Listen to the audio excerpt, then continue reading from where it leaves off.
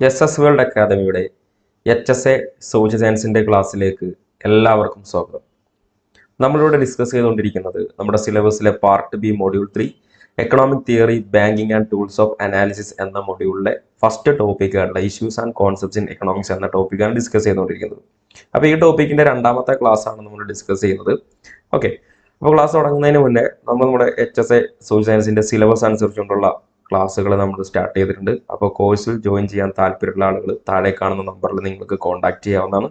81 29 529 102 എന്ന വാട്സപ്പ് നമ്പറിൽ നിങ്ങളുടെ പേരും ജില്ലയും നിങ്ങൾ മെസ്സേജ് ആയിട്ട് അയക്കുക. കോഴ്സിനെ കുറിച്ചുള്ള പൂർണ്ണ വിവരങ്ങൾ നിങ്ങൾക്ക് അവിടെ ലഭിക്കുന്നതാണ്. നമ്മുടെ കോഴ്സിൽ എല്ലാ കാര്യങ്ങളും നമ്മൾ ഡിസ്കസ് ചെയ്യുന്നുണ്ട്. സിലബസ് അനുസരിച്ചുകൊണ്ടുള്ള ടോപ്പിക് അനുസരിച്ചുള്ള ക്ലാസ്സുകളും ടോപ്പിക് വൈസ് എക്സാമുകൾ, ടോപ്പിക് വൈസ് മോഡൽ ക്വസ്റ്റ്യൻ പേപ്പറുകൾ, അതുപോലെ തന്നെ ആഴ്ചയിൽ ഒരു ദിവസം നമ്മൾ 100 മാർക്കിൻ്റെ ചോദ്യങ്ങളൊക്കെ വളരെ കൃത്യമായിട്ട് സിസ്റ്റമാറ്റിക് ചെയ്ത് നമ്മുടെ കോഴ്സിൽ നമ്മൾ ഡിസ്കസ് ചെയ്ത് പോകുന്നുണ്ട്. അപ്പോൾ കോഴ്സിൽ ജോയിൻ ചെയ്യാൻ താല്പര്യമുള്ള ആളുകൾ താഴെയുള്ള നമ്പറിൽ കോൺടാക്ട് ചെയ്യാം.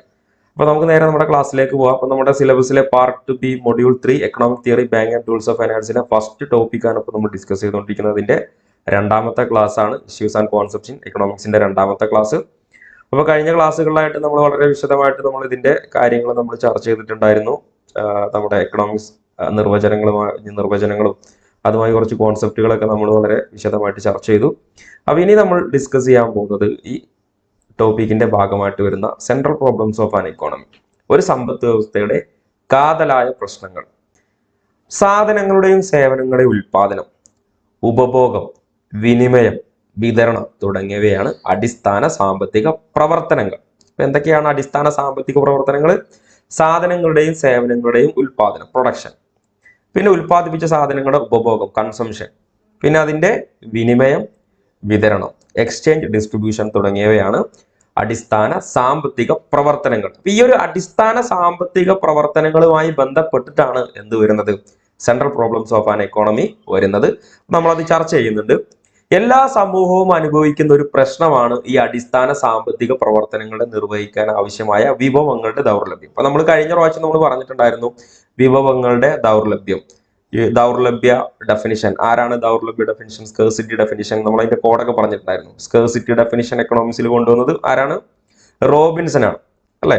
ഇപ്പോൾ റോബിൻസൺ റോബറി ദൗർലഭ്യം ഉണ്ടാകുമ്പോഴാണ് അവർ റോബറി, പിടിച്ചുപറി അതിനൊക്കെ ഇറങ്ങുന്നതൊക്കെ ഒരു കോഡൊക്കെ നമ്മൾ പറഞ്ഞിട്ടുണ്ടായിരുന്നു, അല്ലെ? റോബേഴ്സ് എന്നൊക്കെ പറഞ്ഞാൽ ആരാണ്? പിടിച്ചുപറിക്കാർ. അപ്പോൾ നമ്മൾ കഴിഞ്ഞ ക്ലാസ്സിൽ വിശദമായിട്ട് അത് പറഞ്ഞിട്ടുണ്ടായിരുന്നു. എല്ലാ ഡെഫിനിഷൻസും നമ്മളവിടെ കോഡ് വെച്ചിട്ടൊക്കെയാണ് നമ്മൾ പറഞ്ഞിട്ടുണ്ടായിരുന്നത്. അപ്പോൾ ഇവിടെ എല്ലാ സമൂഹവും അനുഭവിക്കുന്ന ഒരു പ്രശ്നമാണ് ഈ അടിസ്ഥാന സാമ്പത്തിക പ്രവർത്തനങ്ങൾ നിർവഹിക്കാൻ ആവശ്യമായ വിഭവങ്ങളുടെ ദൗർലഭ്യം. അപ്പോൾ ഇതാണ് ഇതിന്റെ പ്രധാനമായിട്ടൊരു പ്രശ്നം. അതുകൊണ്ട് വിഭവങ്ങളുടെ ദൗർലഭ്യം സമ്പദ് വ്യവസ്ഥയുടെ ഏതാവശ്യം ആദ്യം നിറവേറ്റണമെന്ന് തിരഞ്ഞെടുപ്പ് നടത്തുക എന്ന പ്രശ്നത്തിലേക്ക് നയിക്കുന്നു. അപ്പൊ നമുക്ക് ആവശ്യമായ വിഭവങ്ങളൊക്കെ വളരെ സ്കേഴ്സ് ആയതുകൊണ്ട് തന്നെയാണ് ഏതാവശ്യമാണ് ആദ്യം നമുക്ക് നടത്തേണ്ടത്. ഇപ്പൊ ഓരോ വ്യക്തികളെ സംബന്ധിച്ച് നോക്കുക, നമ്മുടെ കയ്യിൽ വരുന്ന തുച്ഛമായ വരുമാനം ഏത് ആവശ്യത്തിന് വേണ്ടിയിട്ടാണ് നമ്മൾ ആദ്യം പ്രിഫറൻസ്, മുൻഗണന കൊടുക്കേണ്ടത് എന്നുള്ളൊരു വലിയ പ്രശ്നം തന്നെയാണ്. ഇപ്പൊ നമ്മുടെ കയ്യിൽ ഒരുപാട് പണം ഉണ്ടെന്നുണ്ടെങ്കിൽ ഇതൊരു പ്രശ്നമല്ല, ഇതിനെക്കുറിച്ച് ചിന്തിക്കേണ്ട ആവശ്യമേ അല്ല. അപ്പോൾ വിഭവങ്ങളുടെ ദൗർലഭ്യം സമ്പദ് വ്യവസ്ഥയുടെ ഏത് ആവശ്യം ആദ്യം നിറവേറ്റണമെന്ന് തിരഞ്ഞെടുപ്പ് നടന്നില്ല പ്രശ്നത്തിലേക്ക് നയിക്കുന്നു. ഇത് വ്യക്തിയെ മാത്രമല്ല, ആ രാജ്യത്തെ സംബന്ധിച്ച്, ആ രാജ്യത്തെ ഗവൺമെന്റിനെ സംബന്ധിച്ചും തൊഴിലാളികളെ സംബന്ധിച്ചും അവിടെയുള്ള ഉപഭോക്താക്കളെ സംബന്ധിച്ചും എല്ലാ ആളുകളെയും ബന്ധപ്പെട്ട് കിടക്കുന്ന ഒരു പ്രധാനപ്പെട്ട പ്രശ്നമാണ് എന്ന് പറയുന്നത് വിഭവങ്ങളുടെ ദൗർലഭ്യം എന്ന് പറയുന്നത്. ഓക്കെ, അതുകൊണ്ട് ഏതൊരു സമ്പദ് വ്യവസ്ഥയുടെയും കാതലായ പ്രശ്നം തിരഞ്ഞെടുക്കലിൻ്റെതാണ്. പ്രിഫറൻസ്, ഏതിനു വേണ്ടി ഒരു ചോയ്സ്, മുൻഗണന നൽകണം, ഏത് തിരഞ്ഞെടുക്കണം, ഏത് ചോയ്സ് അവർക്ക്, ഏതാണ് അവർ തിരഞ്ഞെടുക്കേണ്ടത് എന്നുള്ളതൊരു പ്രധാനപ്പെട്ട പ്രശ്നം തന്നെയാണ്. അതുകൊണ്ട് തന്നെയാണ് നമ്മുടെ ഈ ദൗർലഭ്യം സ്കേഴ്സിറ്റി ചോയ്സിലേക്ക് വഴിവെക്കുന്നു. അപ്പൊ ഈ ഒരു സ്കേഴ്സിറ്റി ചോയ്സ് അവിടെ വരുമ്പോൾ അവിടെ ഓപ്പർച്യൂണിറ്റി കോസ്റ്റ് ഉണ്ടാവും. അപ്പൊ നമ്മളത് കണക്ട് ചെയ്ത് നമ്മൾ പഠിക്കുന്നുണ്ട്. അവസരാത്മക ചെലവ് നമുക്ക് പഠിക്കാനുണ്ട്. അപ്പൊ ആദ്യം വരുന്നത് ശരിക്കും ഏതാണ്? സ്കേഴ്സിറ്റി ആണ്. ഈ സ്കേഴ്സിറ്റി ഉണ്ടാകുമ്പോൾ അത് എന്തിലേക്ക് വഴിവെക്കുന്നു? അത് നമ്മുടെ ചോയ്സിലേക്ക് എത്തുന്നു, തിരഞ്ഞെടുക്കേണ്ട ആവശ്യകതയിലേക്ക് വരുന്നു. ഈ സ്കേഴ്സിറ്റി വരുമ്പോൾ ഉണ്ടാകുന്ന തെരഞ്ഞെടുപ്പ് എന്തിലേക്ക് വഴിവെക്കുന്നു? ഓപ്പർച്യൂണിറ്റി കോസ്റ്റിന് കാരണമാണ്. കാരണം ഓപ്പർച്യൂണിറ്റി കോസ്റ്റ് എന്ന് പറയുമ്പോൾ എന്താണ്? നമ്മൾ ഒന്ന് ഉപയോഗിക്കുമ്പോൾ അവിടെ മറ്റൊന്ന് നമുക്ക് ഉപേക്ഷിക്കേണ്ടി വരും, അല്ലെ? അപ്പൊ അതുകൊണ്ടാണ് അവിടെ ഓപ്പർച്യൂണിറ്റി കോസ്റ്റ് വരുന്നത്. നമ്മൾ വളരെ വിശദമായിട്ട് തന്നെ എന്ത് ചെയ്യുന്നുണ്ട്, നമ്മളിവിടെ ചർച്ച ചെയ്യുന്നുണ്ട്. കാരണം ഓപ്പർച്യൂണിറ്റി കോസ്റ്റുമായി ബന്ധപ്പെട്ട് 2016 ക്വസ്റ്റ്യൻ പേപ്പറും 2022 ക്വസ്റ്റ്യൻ പേപ്പറിൽ HSIയിലൊക്കെ ചോദ്യങ്ങൾ വന്നിട്ടുണ്ടായിരുന്നു. അപ്പൊ അതുകൊണ്ട് വളരെ വിശദമായിട്ട് നമ്മൾ ചർച്ച ചെയ്യേണ്ട ഒരു മേഖലയാണത്. അപ്പൊ ഇതൊക്കെ ഈ ഒരു സെൻട്രൽ പ്രോബ്ലംസ് ഓഫ് ആൻ എക്കോണമിയുമായി ബന്ധപ്പെട്ട് വരുന്ന കാര്യങ്ങളാണ്. മനുഷ്യന്റെ ആവശ്യങ്ങൾ അനന്തവും അവ നിവർത്തിക്കുന്നതിനുള്ള വിഭവശേഷി പരിമിതവുമാണ് എന്ന് മാത്രമല്ല, വിഭവങ്ങൾക്ക് ഒന്നിലധികം ഉപയോഗങ്ങളും എല്ലാ ആവശ്യങ്ങളും തുല്യ പ്രധാനമുള്ളവയുമല്ല എന്നീ കാരണങ്ങൾ മൂലമാണ് സാമ്പത്തിക പ്രശ്നങ്ങൾ ഉടലെടുക്കുന്നത്. അപ്പൊ നമ്മുടെ സാമ്പത്തിക പ്രശ്നങ്ങൾ ഉണ്ടാവാനുള്ള കാരണത്തെ കുറിച്ച് ഒന്നുകൂടി ജനറലൈസ് ചെയ്ത് പറയാണ്. മനുഷ്യന്റെ ആവശ്യങ്ങൾ അനന്തമാണ്. നമ്മൾ പഠിച്ചിട്ടുണ്ടായിരുന്നു, കഴിഞ്ഞ ക്ലാസ്സിൽ നമ്മളിത് പറഞ്ഞിട്ടുണ്ടായിരുന്നു. Human wants are unlimited. മനുഷ്യന്മാരുടെ വാൻസ്, ആവശ്യങ്ങൾ എന്ന് പറയുന്നത് അൺലിമിറ്റഡ് ആണ്, അല്ലെ? നമ്മൾ നമ്മുടെ ജീവിതത്തിന് എടുത്ത് നോക്കുക, ഒരു കാര്യം നമ്മൾ സാറ്റിസ്ഫൈ ചെയ്ത് കഴിഞ്ഞാൽ പിന്നെ അടുത്തത് വരും, അങ്ങനെ ആയിരിക്കും. അപ്പൊ ഇതിനാവശ്യമായ റിസോഴ്സ് എന്ന് പറഞ്ഞാൽ വളരെ ലിമിറ്റഡ് ആണ്. റിസോഴ്സസ് ലിമിറ്റഡും എന്നാൽ നമ്മുടെ ആവശ്യങ്ങൾ നീഡ്സ് ആൻഡ് വാൻസ് അൺലിമിറ്റഡും ആണ്. അപ്പൊ അതുകൊണ്ട് മാത്രമേ നമ്മുടെ കയ്യിലുള്ള ഈ പരിമിതമായ വിഭവങ്ങൾക്ക് ഒന്നിലധികം ഉപയോഗങ്ങളും എല്ലാ ആവശ്യങ്ങളും എന്തല്ല തുല്യ പ്രധാനമുള്ളവയുമല്ല എന്നീ കാരണങ്ങൾ മൂലമാണ് സാമ്പത്തിക പ്രശ്നങ്ങൾ ഉടലെടുക്കുന്നത്. നേരത്തെ സൂചിപ്പിച്ച പോലെ നമുക്ക് ആവശ്യമായിട്ടുള്ള പ്ലെന്റി ഓഫ് വിഭവങ്ങളുണ്ട്, അൺലിമിറ്റഡ് റിസോഴ്സ് അവൈലബിൾ ആണെന്നുണ്ടെങ്കിൽ പിന്നെ എന്തല്ല ഇതിന്റെ ആവശ്യമില്ല. ഇപ്പൊ നമ്മൾ +2 പുസ്തകത്തിലൊക്കെ പറയുന്നുണ്ട് അലാവുദ്ദീന്റെ അത്ഭുതവിളക്കുമായി ബന്ധപ്പെട്ട്. അപ്പൊ അലാവുദ്ദീന് കിട്ടിയ ഒരു അത്ഭുത വിളക്ക് നമുക്കും കിട്ടിയിട്ടുണ്ട് എന്നുണ്ടെങ്കിൽ പിന്നെ ഇവിടെ സ്കേഴ്സിറ്റി എന്ന് പറഞ്ഞൊരു പ്രശ്നമേ അല്ല, എക്കണോമിക്സ് എന്ന് പറഞ്ഞൊരു വിഷയം പഠിക്കേണ്ട ഒരു ആവശ്യമില്ല, അല്ലെ? അപ്പൊ അതുകൊണ്ട് അവിടെ +2 പുസ്തകത്തിൽ പറയുന്നുണ്ട് അലാവുദ്ദീന് അത്ഭുത വിളക്ക് കിട്ടിയത് കൊണ്ട് അവിടെ അലാവുദ്ദീനെ സംബന്ധിച്ച് അലാവുദ്ദീന്റെ ആവശ്യങ്ങളൊക്കെ ആരോട് പറഞ്ഞാൽ മതി? ഈ നമ്മുടെ അത്ഭുത വിളക്ക് ഉള്ള ഭൂതത്തിനോട് പറഞ്ഞാൽ മതി, അല്ലെ? ആ കഥയിലുള്ളത്. അപ്പൊ ഇവിടെ ആ ഒരു കഥയിൽ എന്തില്ല? സ്കേഴ്സിറ്റി ഇല്ല, അല്ലെ? അത് കഥയിലുള്ളതാണ്. അപ്പൊ അതുകൊണ്ടാണ് +2 പഴയ പുസ്തകത്തിൽ ആ ഒരു ഉദാഹരണം ഇവിടെ കൊടുത്തിട്ടുണ്ടായിരുന്നു, സ്കേഴ്സിറ്റിയുമായി ബന്ധപ്പെടുത്തിയിട്ടൊക്കെ. മനുഷ്യന്റെ എല്ലാ ആവശ്യങ്ങളും നിവർത്തിക്കുന്നതിന് ആവശ്യമായ മുഴുവൻ വിഭവങ്ങളും ലഭ്യമായിരുന്നെങ്കിൽ യാതൊരു സാമ്പത്തിക പ്രശ്നവും ഉണ്ടാകുമായിരുന്നില്ല. ഓക്കെ ആണല്ലോ? ഏതൊരു സമ്പദ് വ്യവസ്ഥയുടെ അടിസ്ഥാന പ്രശ്നം ലഭ്യമായ വിഭവങ്ങൾ എങ്ങനെ ഏറ്റവും കാര്യക്ഷമമായി ഉപയോഗിക്കാം എന്നുള്ളതാണ്. ഏതൊരു സമ്പദ് വ്യവസ്ഥയുടെയും അടിസ്ഥാന പ്രശ്നം എന്താണ്? ലഭ്യമായ വിഭവങ്ങൾ. ഈ ലഭ്യമായ വിഭവങ്ങളുടെ പ്രത്യേകത പറഞ്ഞു, വിഭവങ്ങൾ വളരെ സ്കേഴ്സ് ആണ്. അതുകൊണ്ട് തന്നെ ഈ ലഭ്യമായ വിഭവങ്ങൾ ഏറ്റവും കാര്യക്ഷമമായിട്ട്, ഏറ്റവും എഫിഷ്യന്റ് ആയിട്ട് എങ്ങനെ ഉപയോഗിക്കാം എന്നുള്ളതാണ് ഏതൊരു സമ്പദ് വ്യവസ്ഥയുടെയും അടിസ്ഥാന പ്രശ്നം. ലഭ്യമായ വിഭവങ്ങൾ എങ്ങനെ ഏറ്റവും കാര്യക്ഷമമായി ഉപയോഗിക്കാം എന്നുള്ളതാണ് ഒരു സമ്പദ് വ്യവസ്ഥയുടെ അടിസ്ഥാന പ്രശ്നങ്ങൾ താഴെ പറയുന്നത് പോലെ നമുക്ക് സംഗ്രഹിക്കാം. ഓക്കെ, അപ്പൊ ഈ കാര്യങ്ങൾ നമ്മൾ ചെറിയ ക്ലാസ്സിൽ നമ്മൾ പഠിച്ചിട്ടുണ്ടായിരുന്നു. ഒന്ന്, എന്ത് ഉൽപ്പാദിപ്പിക്കണം, ഏതളവിൽ, what to produce and what quantities. എങ്ങനെ ഉൽപ്പാദിക്കണം, ഹൗ ടു പ്രൊഡ്യൂസ്, ആർക്ക് വേണ്ടി ഉൽപ്പാദിപ്പിക്കണം, ഫോർ ഹൂം ടു പ്രൊഡ്യൂസ്. എങ്ങനെയാണ് സാമ്പത്തിക വളർച്ച നേടുന്നത്, how to achieve economic growth. എങ്ങനെയാണ് ഒരു നിശ്ചിത അളവ് വസ്തുക്കളുടെ റേഷനിങ് നടത്തേണ്ടത്, how to ration a given quantity of a commodity. അപ്പോൾ ഇതാണ് നമ്മുടെ അടിസ്ഥാന പ്രശ്നങ്ങൾ. നമ്മൾ ചോദ്യങ്ങളായിട്ട് നമ്മൾ അതിനെ തരംതിരിക്കുകയാണ്. ആദ്യം എന്ത് ഉൽപ്പാദിപ്പിക്കണം, ഏതളവിൽ, ആർക്ക് വേണ്ടി ഉൽപ്പാദിപ്പിക്കണം, എങ്ങനെ ഉൽപ്പാദിപ്പിക്കണം, ആർക്ക് വേണ്ടി ഉൽപ്പാദിപ്പിക്കണം, പിന്നെ എങ്ങനെയാണ് സാമ്പത്തിക വളർച്ച നേടുന്നത്, എങ്ങനെയാണ് ഒരു നിശ്ചിത അളവ് വസ്തുക്കളുടെ റേഷനിങ് നടത്തേണ്ടത് എന്നുള്ളതാണ് അടിസ്ഥാന സാമ്പത്തിക പ്രശ്നങ്ങളുടെ കാതലായ പ്രശ്നങ്ങൾ. ഓക്കെ, അപ്പോൾ ആദ്യത്തെ 3 നമ്മൾ കേട്ടിട്ടുള്ളത്. എന്ത് ഉൽപ്പാദിപ്പിക്കണം, ഏതളവിൽ, എങ്ങനെ ഉൽപ്പാദിപ്പിക്കണം, ആർക്ക് വേണ്ടി ഉൽപ്പാദിപ്പിക്കണം എന്നുള്ളത്. ഇനി ഓരോന്നായിട്ട് വൺ ബൈ വൺ ആയിട്ട് നമുക്ക് നോക്കാം. ഒന്ന്, എന്ത് ഉൽപ്പാദിപ്പിക്കണം, ഏതളവിൽ, what to produce and in what quantities. ഓരോ സമൂഹത്തിനും ആയിരക്കണക്കിന് സാധനങ്ങളും സേവനങ്ങളും ആവശ്യമാണ്, അല്ലെ? എല്ലാ സാധനങ്ങളും സേവനങ്ങളും ഉൽപ്പാദിപ്പിക്കാൻ കഴിയുകയുമില്ല. അതിനാൽ എന്ത് ഉൽപ്പാദിപ്പിക്കണമെന്ന് ആദ്യം തീരുമാനിക്കണം. അപ്പൊ നമ്മുടെ കേരളത്തിനെ സംബന്ധിച്ച് കേരളം ഒരു കൺസ്യൂമർ സ്റ്റേറ്റ് ആണെന്നാണ് പറയുന്നത്. കാരണം ഇവിടെ നമുക്ക് ആവശ്യമായ സാധനങ്ങൾ നമ്മൾ ഉൽപ്പാദിപ്പിക്കുന്നില്ല, നമ്മൾ മറ്റുള്ള സ്റ്റേറ്റിനെ ഡിപ്പെൻഡ് ചെയ്യുകയാണ് ചെയ്യുന്നത്. അപ്പൊ അതുകൊണ്ട് തന്നെ ഇതിപ്പോ രാജ്യങ്ങളെടുത്ത് നോക്കുകയാണെങ്കിൽ രാജ്യത്ത് ഉൽപ്പാദിപ്പിക്കാൻ ആവശ്യമായിട്ടുള്ള ഉൽപാദനം നടക്കുന്നില്ല, അതിനുള്ള വിഭവങ്ങൾ ഇല്ല എന്നുണ്ടെങ്കിൽ മറ്റുള്ള രാജ്യങ്ങളെ നമ്മൾ ഡിപ്പെൻഡ് ചെയ്യേണ്ടി വരും, അല്ല? അതുപോലെ തന്നെ നമ്മുടെ ഇന്ത്യയിൽ നിന്ന് മറ്റുള്ള രാജ്യങ്ങളിലേക്ക് എന്ത് ചെയ്യുന്നുണ്ട്, നമ്മൾ ഒരുപാട് സാധനങ്ങൾ നമ്മൾ കയറ്റുമതി ചെയ്യുന്നുണ്ട്. അതൊക്കെ നമ്മൾ പഠിക്കുന്നുണ്ട്. അടുത്ത ഇന്ത്യൻ ഇക്കണോമിക് ഡെവലപ്മെന്റ് പ്ലാനിങ് എന്ന് പറയുന്ന മൊഡ്യൂൾ 4 അതൊക്കെ നമുക്ക് വിശദമായിട്ട് നമുക്ക് പഠിക്കാനുണ്ട്, അല്ലെ? ലഭ്യമായ വിഭവങ്ങൾ ഭക്ഷ്യോൽപാദനത്തിന് വേണ്ടി ഉപയോഗിക്കണമോ, അതോ നമ്മുടെ ദേശരക്ഷയ്ക്ക് വേണ്ടി ഉപയോഗിക്കണമോ, ആഡംബര വസ്തുക്കൾക്ക് വേണ്ടി ഉപയോഗിക്കണമോ? ഇതൊക്കെയാണ് നമ്മൾ തീരുമാനിക്കേണ്ട കാര്യങ്ങൾ. നമുക്ക് ആവശ്യമായ വിഭവങ്ങൾ ഭക്ഷണ ഉൽപാദനത്തിന് വേണ്ടി ഉപയോഗിക്കണോ, അതല്ലെങ്കിൽ നമ്മുടെ രാജ്യ സുരക്ഷയ്ക്ക് വേണ്ടി ഉപയോഗിക്കണമോ, അല്ല ആഡംബര വസ്തുക്കൾക്ക് വേണ്ടി ഉപയോഗിക്കണമോ? അപ്പൊ ഇവിടെയൊക്കെയാണ് പ്രിഫറൻസ് വരിക. അപ്പൊ നമ്മളെ സംബന്ധിച്ച് ഇവിടെ ഫസ്റ്റ് നമ്മൾ പ്രിഫറൻസ് കൊടുക്കുന്നത്, നല്ലൊരു വിഭാഗം ആളുകളും പ്രിഫറൻസ് കൊടുക്കുന്നത് ഭക്ഷ്യോൽപാദനത്തിന് വേണ്ടി ഉപയോഗിക്കണം എന്നുള്ളത്. ഇപ്പൊ രാജ്യത്തെ സംബന്ധിച്ചും ഈ ഭക്ഷ്യോൽപാദനത്തിനും അതിനും പ്രാധാന്യം കൊടുക്കണം, എന്നാൽ ദേശരക്ഷയ്ക്ക് വേണ്ടി നമ്മൾ പ്രാധാന്യം കൊടുക്കേണ്ടതുണ്ട്. ഇനി കൂടുതൽ പണമുള്ള ആളുകളെ സംബന്ധിച്ച് ആഡംബര വസ്തുക്കൾക്ക് വേണ്ടിയിട്ട് അവർക്ക് ഉപയോഗിക്കാവുന്നതാണ്. ഓക്കെ, അപ്പൊ എന്ത് ഉൽപ്പാദിപ്പിക്കണം, ഏതളവിൽ എന്നുള്ളത് തീരുമാനിക്കണം. ഇനി ഇവിടെ പ്രധാനപ്പെട്ട മുൻഗണനാ ക്രമത്തിൽ തെരഞ്ഞെടുത്ത് തീരുമാനം കൈക്കൊള്ളണം എന്നുള്ളതാണ്. എന്ത് ഉൽപ്പാദിപ്പിക്കണം എന്നുള്ളത് നമ്മൾ തീരുമാനിച്ചു കഴിഞ്ഞാൽ പ്രധാനപ്പെട്ടത് മുൻഗണനാ ക്രമത്തിൽ നമ്മൾ തെരഞ്ഞെടുത്ത് തീരുമാനം കൈക്കൊള്ളണം. അത് വ്യക്തിയെ സംബന്ധിച്ചും രാജ്യത്തെ സംബന്ധിച്ചും പ്രിഫറൻസിന് വളരെ പ്രധാനപ്പെട്ടതാണ്. കാരണം നമ്മുടെ വിഭവങ്ങൾ വളരെ സ്കേഴ്സ് ആണ്. ഏതെല്ലാം സാധനങ്ങളാണ് ഉൽപ്പാദിപ്പിക്കേണ്ടതെന്ന് തീരുമാനിച്ചതിന് ശേഷം അവ എത്ര അളവിൽ ഉൽപ്പാദിപ്പിക്കണമെന്ന് തീരുമാനിക്കണം. ഓക്കെ, ഏതെല്ലാം സാധനങ്ങളാണ് ഉൽപ്പാദിപ്പിക്കേണ്ടതെന്ന് തീരുമാനിച്ച ശേഷം അവ എത്ര അളവിൽ ഉൽപ്പാദിപ്പിക്കണമെന്ന് തീരുമാനിക്കേണ്ടതുണ്ട്. ഉദാഹരണമായിട്ട് അരി ഉൽപ്പാദിപ്പിക്കാനാണ് തീരുമാനിച്ചതെങ്കിൽ എത്ര കിലോഗ്രാം അരി ഉൽപ്പാദിപ്പിക്കണമെന്ന് തീരുമാനിക്കണം. ഓക്കെ ആണല്ലേ? അതാണ് നമ്മുടെ what to produce in what quantity എന്നുള്ള ഫസ്റ്റ് സാമ്പത്തിക വ്യവസ്ഥയുടെ കാതലായ പ്രശ്നത്തിൽ നമ്മൾ ചർച്ച ചെയ്യുന്നത്. രണ്ടാമത്തത് എങ്ങനെ ഉൽപ്പാദിപ്പിക്കണം, ഹൗ ടു പ്രൊഡ്യൂസ്. അപ്പൊ ആദ്യം നമ്മൾ എന്ത് ഉൽപ്പാദിപ്പിക്കണം തീരുമാനിച്ചു, എത്ര അളവിലൊന്ന് തീരുമാനിച്ചു. എങ്ങനെ ഉൽപ്പാദിപ്പിക്കണം, ഹൗ ടു പ്രൊഡ്യൂസ്. അടുത്തത് പ്രധാനപ്പെട്ട ഒരു രണ്ടാമത്തെ സാമ്പത്തിക പ്രശ്നമാണ് എങ്ങനെ ഉൽപ്പാദിപ്പിക്കണം. എന്ത് ഉൽപ്പാദിപ്പിക്കണം, അവ എത്രമാത്രം ഉൽപ്പാദിപ്പിക്കണം എന്ന് തീരുമാനിച്ചതിന് ശേഷം ഉൽപ്പാദിപ്പിക്കാൻ തീരുമാനിച്ച സാധനം എങ്ങനെ ഉൽപ്പാദിപ്പിക്കണമെന്ന് നിശ്ചയിക്കുന്നതാണ് എന്ത് അടുത്ത പ്രശ്നം.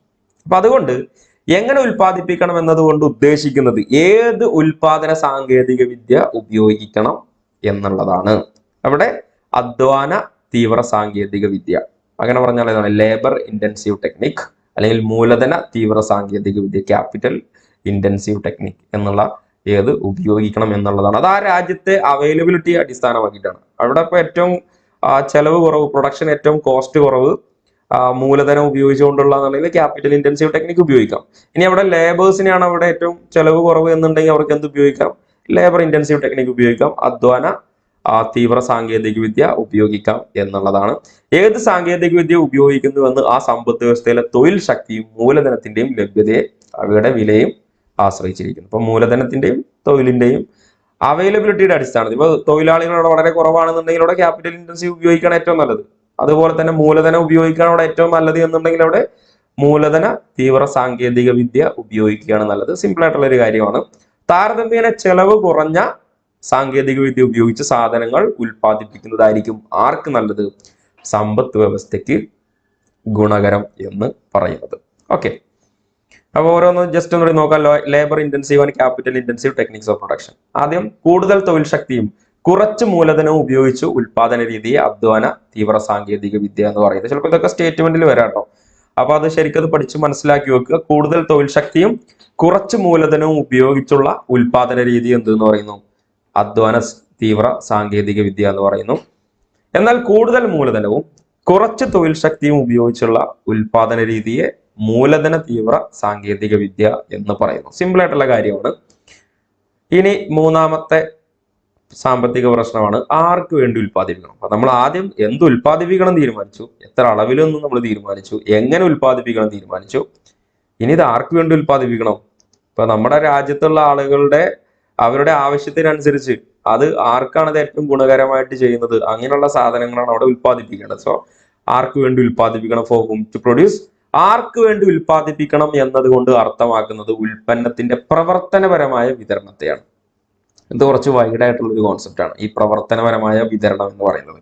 ആർക്ക് വേണ്ടി ഉൽപ്പാദിപ്പിക്കണം എന്നുള്ളത്, ആർക്ക് വേണ്ടി ഉൽപ്പാദിപ്പിക്കണം എന്നതുകൊണ്ട് അർത്ഥമാക്കുന്നത് നമ്മുടെ ഉൽപ്പന്നത്തിന്റെ പ്രവർത്തനപരമായ വിതരണത്തെയാണ്. എന്താണ് ഉൽപ്പന്നത്തിന്റെ പ്രവർത്തനമായ വിതരണം എന്ന് പറയുന്നത്? നമുക്ക് നോക്കാം. ഉൽപ്പാദിപ്പിച്ച ഉൽപ്പന്നം ഉൽപാദനത്തിൽ പങ്കെടുത്ത ഉൽപാദന ഘടകങ്ങളുടെ ഉടമസ്ഥർക്ക് വിതരണം ചെയ്തു കൊടുക്കുന്നതാണ് പ്രവർത്തനപരമായ വിതരണം എന്നതുകൊണ്ട് ഉദ്ദേശിക്കുന്നത്. എന്താണ്? ഉൽപ്പാദിപ്പിച്ച ഉൽപ്പന്നം ഉൽപാദനത്തിൽ പങ്കെടുത്ത ഉൽപാദന ഘടകങ്ങളുടെ ഉടമസ്ഥർക്ക് വിതരണം ചെയ്തു കൊടുക്കുന്നതാണ് പ്രവർത്തനപരമായ വിതരണം എന്ന് പറയുന്നത്. ഇപ്പൊ നമ്മൾ പഠിച്ചിട്ടുണ്ടായിരുന്നു ഇവിടെ ഫേം, അതുപോലെ തന്നെ ഹൗസ് ഹോൾഡ്. അപ്പൊ അതുകൊണ്ട് ഫേം എന്ത് ചെയ്യുന്നു, ഹൗസ് ഹോൾഡ് ഫേമിന് ആവശ്യമായിട്ടുള്ള ഫാക്ടേഴ്സ് ഓഫ് പ്രൊഡക്ഷൻ കൊടുക്കുന്നു. അപ്പോൾ ഹൗസ് ഹോൾഡ് കൊടുക്കുന്ന ഫാക്ടേഴ്സ് ഓഫ് പ്രൊഡക്ഷൻ, തൊഴിലാളികൾ, ലേബേഴ്സ്, ക്യാപിറ്റൽ, പിന്നെ ഏതൊക്കെയാണ് വരുന്നത്, ലാൻഡ്, ഓർഗനൈസേഷൻ. ഇത് ആര് കൊടുക്കുന്നു? നമ്മുടെ ഹൗസ് ഹോൾഡ് വീടുകൾ ആർക്ക് കൊടുക്കുന്നു? ഫേമിന് കൊടുക്കുന്നു. ഈ ഹൗസ് ഹോൾഡ് കൊടുത്തിട്ടുള്ള ഫാക്ടേഴ്സ് ഓഫ് പ്രൊഡക്ഷൻ ഉപയോഗിച്ചുകൊണ്ട് ഫേം ഗുഡ്സ് ആൻഡ് സർവീസ് ഉൽപ്പാദിപ്പിച്ച് ആർക്കെല്ലാം തിരിച്ചു കൊടുക്കുന്നു? അവിടെ ലാൻഡിനുള്ള ഏത് കൊടുക്കുന്നു? ലാൻഡിന്റെ റെന്റ് കൊടുക്കുന്നു, പിന്നെ ഭൂമിക്കുള്ള വാടക കൊടുക്കുന്നു, തൊഴിലാളികളുടെ വേതനം കൊടുക്കുന്നു, ലേബേഴ്സിനുള്ള വേജ് കൊടുക്കുന്നു, പിന്നെ ക്യാപിറ്റലിനുള്ള ഇൻട്രസ്റ്റ് കൊടുക്കുന്നു, മൂലധനത്തിനുള്ള പലിശ കൊടുക്കുന്നു. ഇത് ഇങ്ങനെ തിരിച്ച് അങ്ങോട്ടേക്ക് തന്നെ വരും. അപ്പൊ ഇവിടെ ഹൗസ് ഹോൾഡും ഫേമും തമ്മിലുള്ള ഒരു സൈക്ലിക്കൽ പ്രോസസ് ആണ്. സർക്കുലർ ഫ്ലോ ഓഫ് ഇൻകം എന്നൊക്കെ പറഞ്ഞ് നമ്മൾ പഠിക്കുന്നുണ്ട്. അതൊക്കെ നമ്മൾ ചർച്ച ചെയ്യും. അപ്പൊ ആ ഒരു പോയിന്റ് ഇവിടെ വന്നോട് നമ്മൾ ജസ്റ്റ് പറഞ്ഞതാണ്. ഡയഗ്രാം വെച്ച് തന്നെ നമ്മൾ എക്സ്പ്ലെയിൻ ചെയ്യുന്നതാണ്. അപ്പോൾ ഉൽപ്പാദിപ്പിച്ച ഉൽപ്പന്നം ഉൽപാദനത്തിൽ പങ്കെടുത്ത ഉൽപാദന ഘടകങ്ങൾ ഉടമസ്ഥർക്ക് വിതരണം ചെയ്തു കൊടുക്കുന്നതാണ് പ്രവർത്തനപരമായ വിതരണം എന്ന് പറയുന്നത്. അതായത് സാധനങ്ങളുടെ സേവനങ്ങളുടെ ഉൽപാദനത്തിന് സഹായിച്ച ഭൂമി, പ്രയത്നം, മൂലധനം, സംഘടനം എന്നിവയുടെ ഉടമസ്ഥർക്ക് യഥാക്രമം പാട്ടം, ഭൂമിക്ക് പാട്ടം, പ്രയത്നത്തിന് വേതനം, മൂലധനത്തിന് പലിശ, സംഘടനത്തിന് ലാഭം എന്നീ രൂപത്തിൽ ഉൽപ്പാദിപ്പിച്ച ഉൽപ്പന്നത്തെ വീതിച്ചു കൊടുക്കുന്നതാണ് പ്രവർത്തനപരമായ വിതരണം, ഫങ്ഷണൽ ഡിസ്ട്രിബ്യൂഷൻ എന്ന് പറയുന്നത്. അപ്പൊ നമുക്ക് നോക്കാം. ഉൽപാദന ഘടകങ്ങളുടെ പ്രതിഫലം പ്രധാനപ്പെട്ട കാര്യം തന്നെയാണ്. നമ്മൾ ചെറിയ ക്ലാസ് മുതലേ നമ്മൾ പഠിച്ചു വരുന്നതാണ്. ഭൂമി, ലാൻഡിന് റെന്റ്, പ്രയത്നം, ലേബർ, വേതനം അല്ലെങ്കിൽ വേജ്, മൂലധനം, ക്യാപിറ്റൽ, പലിശ, ഇൻട്രസ്റ്റ്, സംഘാടനം, ഓർഗനൈസേഷൻ, ലാഭം, പ്രോഫിറ്റ്. അപ്പൊ അതുകൊണ്ട് സാധനങ്ങളുടെ സേവനങ്ങളുടെ ഉൽപാദനത്തിന് സഹായിച്ച ഭൂമി, പ്രയത്നം, മൂലധനം, സംഘാടനം എന്നിവയുടെ ഉടമസ്ഥർക്ക് യഥാക്രമം പാട്ടം, വേതനം, പലിശ, ലാഭം എന്നീ രൂപത്തിൽ ഉൽപ്പാദിപ്പിച്ച ഉൽപ്പന്നത്തെ വീതിച്ചു കൊടുക്കുന്നതിനാണ് പ്രവർത്തനപരമായ വിതരണം എന്ന് പറയുന്നത്. ഓക്കെ ആണല്ലേ? ഇനി അടുത്തത്, ഒരു സമ്പദ് വ്യവസ്ഥയുടെ കാതലായ പ്രശ്നങ്ങളിൽ നമ്മൾ പറഞ്ഞ പോലെ ഏതൊരു സമ്പദ് വ്യവസ്ഥയും മുകളിൽ പ്രസ്താവിച്ച 3 ചോദ്യങ്ങൾക്കും ഉത്തരം കണ്ടെത്തേണ്ടിയിരിക്കുന്നു. മറ്റൊരു വിധത്തിൽ പറഞ്ഞാൽ വിഭവങ്ങളുടെ വിനിയോഗം, വിഭവങ്ങളുടെ പൂർണ്ണ ഉപയോഗം, വിഭവങ്ങളുടെ വളർച്ച, വിഭവങ്ങളുടെ ഉൽപാദനത്തിലും വിതരണത്തിനുള്ള കാര്യക്ഷമത എന്നിവയാണ് ഏതൊരു സമ്പദ് വ്യവസ്ഥയും അടിസ്ഥാന പ്രശ്നങ്ങൾ. ഇനി ഇതെല്ലാം കണക്ട് ചെയ്ത് നമ്മൾ പറയണം. ഏതൊക്കെയാണ്?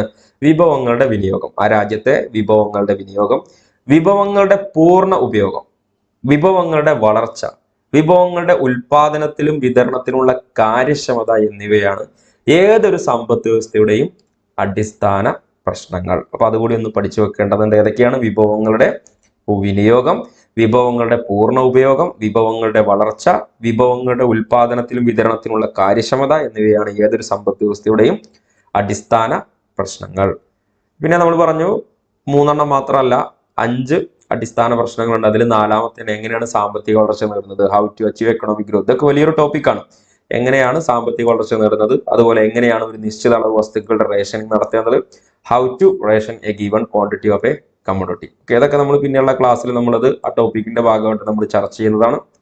ഓക്കെ, ഇനി ഈ അടിസ്ഥാന സാമ്പത്തിക പ്രശ്നങ്ങളുമായി ബന്ധപ്പെട്ട് നമുക്ക് പഠിക്കാനുള്ള ഒരു പ്രധാനപ്പെട്ട എക്കണോമിക്സിൽ ഒരു ടോപ്പിക്കാണ് ഇത്, ഉൽപാദന സാധ്യതാ വക്രം, പ്രൊഡക്ഷൻ പോസിബിലിറ്റി കർവ്. അപ്പൊ ഈ പറഞ്ഞ പോലെ ഇതൊക്കെ എല്ലാം കണക്റ്റഡ് ആണ്. നമ്മൾ മുന്നേ പറഞ്ഞു പോന്നിട്ടുള്ള അടിസ്ഥാന സാമ്പത്തിക പ്രശ്നങ്ങൾ, central problems of an economy, ഇതുമായി നമുക്ക് പഠിച്ചു വെക്കാനുള്ള ഒരു മൈക്രോ എക്കണോമിക് ടേമാണ്, കോൺസെപ്റ്റ് ആണ് പ്രൊഡക്ഷൻ പോസിബിലിറ്റി കർവ്. അപ്പൊ ഇതൊക്കെ മൈക്രോ എക്കണോമിക്സിന്റെ ഭാഗമായിട്ടാണ് വരുന്നത്. ഓക്കെ, നമ്മൾ മൈക്രോ എക്കണോമിക്സും മാക്രോ എക്കണോമിക്സിന്റെ ഡിഫറൻസുകളൊക്കെ നമ്മൾ വിശദമായിട്ട് നമ്മൾ പഠിക്കുന്നതാണ്. വളരെ ഈസി ആയിട്ട് പഠിക്കാൻ പറ്റുന്ന കാര്യങ്ങളാണ് അതൊക്കെ. അപ്പൊ ഈ പ്രൊഡക്ഷൻ പോസിബിലിറ്റി കർവ് ഒക്കെ എന്തിന്റെ ഭാഗമായിട്ട് വരുന്നതാണ്? മൈക്രോ കോൺസെപ്റ്റ് ആണോ മാക്രോ കോൺസെപ്റ്റ് ആണോ? മൈക്രോ കോൺസെപ്റ്റ് ആണ് ഇത് ഈ പ്രൊഡക്ഷൻ പോസിബിലിറ്റി കർവ് എന്നൊക്കെ പറയുന്നത്. ഓക്കെ, അപ്പൊ നോക്കാം. നമ്മൾ പറഞ്ഞ പോലെ നേരത്തെ നമ്മൾ സൂചിപ്പിച്ചിരുന്നു, അടിസ്ഥാന സാമ്പത്തിക പ്രശ്നങ്ങളെ നമുക്ക് ഇങ്ങനെ നിർവചിക്കാം എന്ന് പറഞ്ഞിട്ടുണ്ടായിരുന്നു. അപ്പൊ അതുകൊണ്ട് തന്നെ ഈ അടിസ്ഥാന സാമ്പത്തിക പ്രശ്നങ്ങളുമായി ബന്ധപ്പെട്ടാണ്, കണക്ട് ചെയ്തുകൊണ്ടാണ് നമുക്ക് എന്ത് പഠിക്കാനുള്ളത്? പ്രൊഡക്ഷൻ പോസിബിലിറ്റി കർവ് പഠിക്കാനുള്ളത്. അപ്പൊ അതിന്റെ എന്താണ് പ്രൊഡക്ഷൻ പോസിബിലിറ്റി കർവ് എന്ന് നോക്കാം. നോക്കിക്കോളൂ. വിഭവങ്ങളുടെ വിനിയോഗം, വിഭവങ്ങളുടെ പൂർണ്ണ ഉപയോഗം, ഉൽപാദനത്തിന്റെയും വിതരണത്തിന്റെയും കാര്യക്ഷമത, വിഭവങ്ങളുടെ വളർച്ച തുടങ്ങിയ സാമ്പത്തിക പ്രശ്നങ്ങൾ സൂചിപ്പിക്കാൻ ഉപയോഗിക്കുന്ന ഒരു സ്റ്റാറ്റിസ്റ്റിക്കൽ ഉപകരണമാണ് ഇത് ഉൽപാദന സാധ്യതാ വക്രം അഥവാ ഉൽപാദന രൂപാന്തരീകരണ വക്രം. അപ്പോ ഇത് ഉൽപാദന രൂപാന്തരീകരണ വക്രം എന്ന് എന്തറിയപ്പെടുന്നു? പ്രൊഡക്ഷൻ പോസിബിലിറ്റി കർവ് അറിയപ്പെടുന്നുണ്ട്. അപ്പൊ അതുകൂടി പഠിച്ചു വെക്കേണ്ടതുണ്ട്. അവിടെ കൺഫ്യൂഷൻ വരാൻ സാധ്യതയുണ്ട്. അപ്പൊ നോക്കിക്കോളെ, ഉൽപാദനങ്ങളുടെ വിനിയോഗം, വിഭവങ്ങളുടെ പൂർണ്ണ ഉപയോഗം, ഉൽപ്പന്നത്തിന്റെയും ഉൽപാദനത്തിന്റെയും വിതരണത്തിന്റെയും കാര്യക്ഷമത, വിഭവങ്ങളുടെ വളർച്ച തുടങ്ങിയ സാമ്പത്തിക പ്രശ്നങ്ങൾ സൂചിപ്പിക്കാൻ ഉപയോഗിക്കുന്ന ഒരു സ്റ്റാറ്റിസ്റ്റിക്കൽ ടൂൾ ആണ്, സ്റ്റാറ്റിസ്റ്റിക്കൽ ഉപകരണമാണ് ഇത് പ്രൊഡക്ഷൻ പോസിബിലിറ്റി കർവ്, ഉൽപാദന സാധ്യതാ വക്രം അഥവാ ഉൽപാദന രൂപാന്തരീകരണ വക്രം. അപ്പോ ഇതിന് വേറൊരു പേര് കൂടി ഉണ്ട്, ഉൽപാദന സാധ്യത പരിധി, പ്രൊഡക്ഷൻ പോസിബിലിറ്റി ഫ്രോണ്ടിയർ എന്നും അറിയപ്പെടുന്നു. അപ്പോ പ്രൊഡക്ഷൻ പോസിബിലിറ്റി ഫ്രോണ്ടിയർ, ഉൽപാദന രൂപാന്തരീകരണ വക്രം, അതായത് ഉൽപാദന സാധ്യത വക്രം ഒക്കെ എന്തറിയപ്പെടുന്നു? നമ്മുടെ പ്രൊഡക്ഷൻ പോസിബിലിറ്റി കർവ് PPC അറിയപ്പെടുന്നു. ഉൽപാദന സാധ്യത പരിധി, ഇപ്പൊ മലയാളത്തിലാണുള്ള ചോദ്യം വരിക. അപ്പൊ ഉൽപാദന സാധ്യത പരിധി, ഉൽപാദന സാധ്യത വക്രം, അതുപോലെ തന്നെ ഉൽപാദന രൂപാന്തരീകരണ വക്രം, ഇതൊക്കെ നമ്മുടെ PPC കർവുമായി ബന്ധപ്പെട്ടാണ് പഠിക്കുന്നത്. ഓക്കെ, അപ്പോൾ ഈ ഒരു ആശയം ആരാണ് ആദ്യം കൊണ്ടുവന്നത്? പ്രൊഡക്ഷൻ പോസിബിലിറ്റി കർവ് എന്ന ആശയം ഗോട്ട്ഫ്രൈഡ് ഹെബർലർ ആണ് വികസിപ്പിച്ചെടുത്തത് 1933. അതും പഠിച്ചു വെക്കുക കേട്ടോ. പ്രൊഡക്ഷൻ പോസിബിലിറ്റി കർവ് എന്ന ആശയം വികസിപ്പിച്ചെടുത്ത സാമ്പത്തിക ശാസ്ത്രജ്ഞൻ ആരാണ്? 1933 Gottfried ഹെബർലർ. Production possibility curve Gottfried ഹെബർലർ.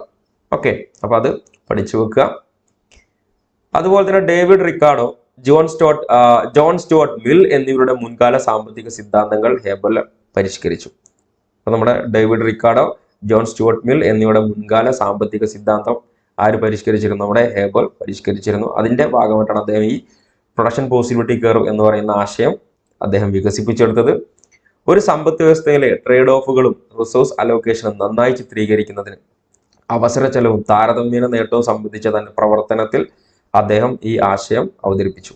അദ്ദേഹത്തിന്റെ ഒരു പഠനമായിരുന്നു opportunity cost and comparative advantage എന്ന ഈ ഒരു അദ്ദേഹത്തിന്റെ പഠനത്തിന്റെ ഭാഗമായിട്ട്, റിസർച്ചിന്റെ ഭാഗമായിട്ടാണ് അദ്ദേഹം എന്ത് ചെയ്യുന്നത്? ഈ ഉൽപാദന സാധ്യതാ വക്രം എന്ന് പറയുന്ന ആശയം അദ്ദേഹം വികസിപ്പിച്ചെടുക്കുന്നത്. ആരാണ്? ഗോട്ട്ഫ്രൈഡ് ഹെബർലർ.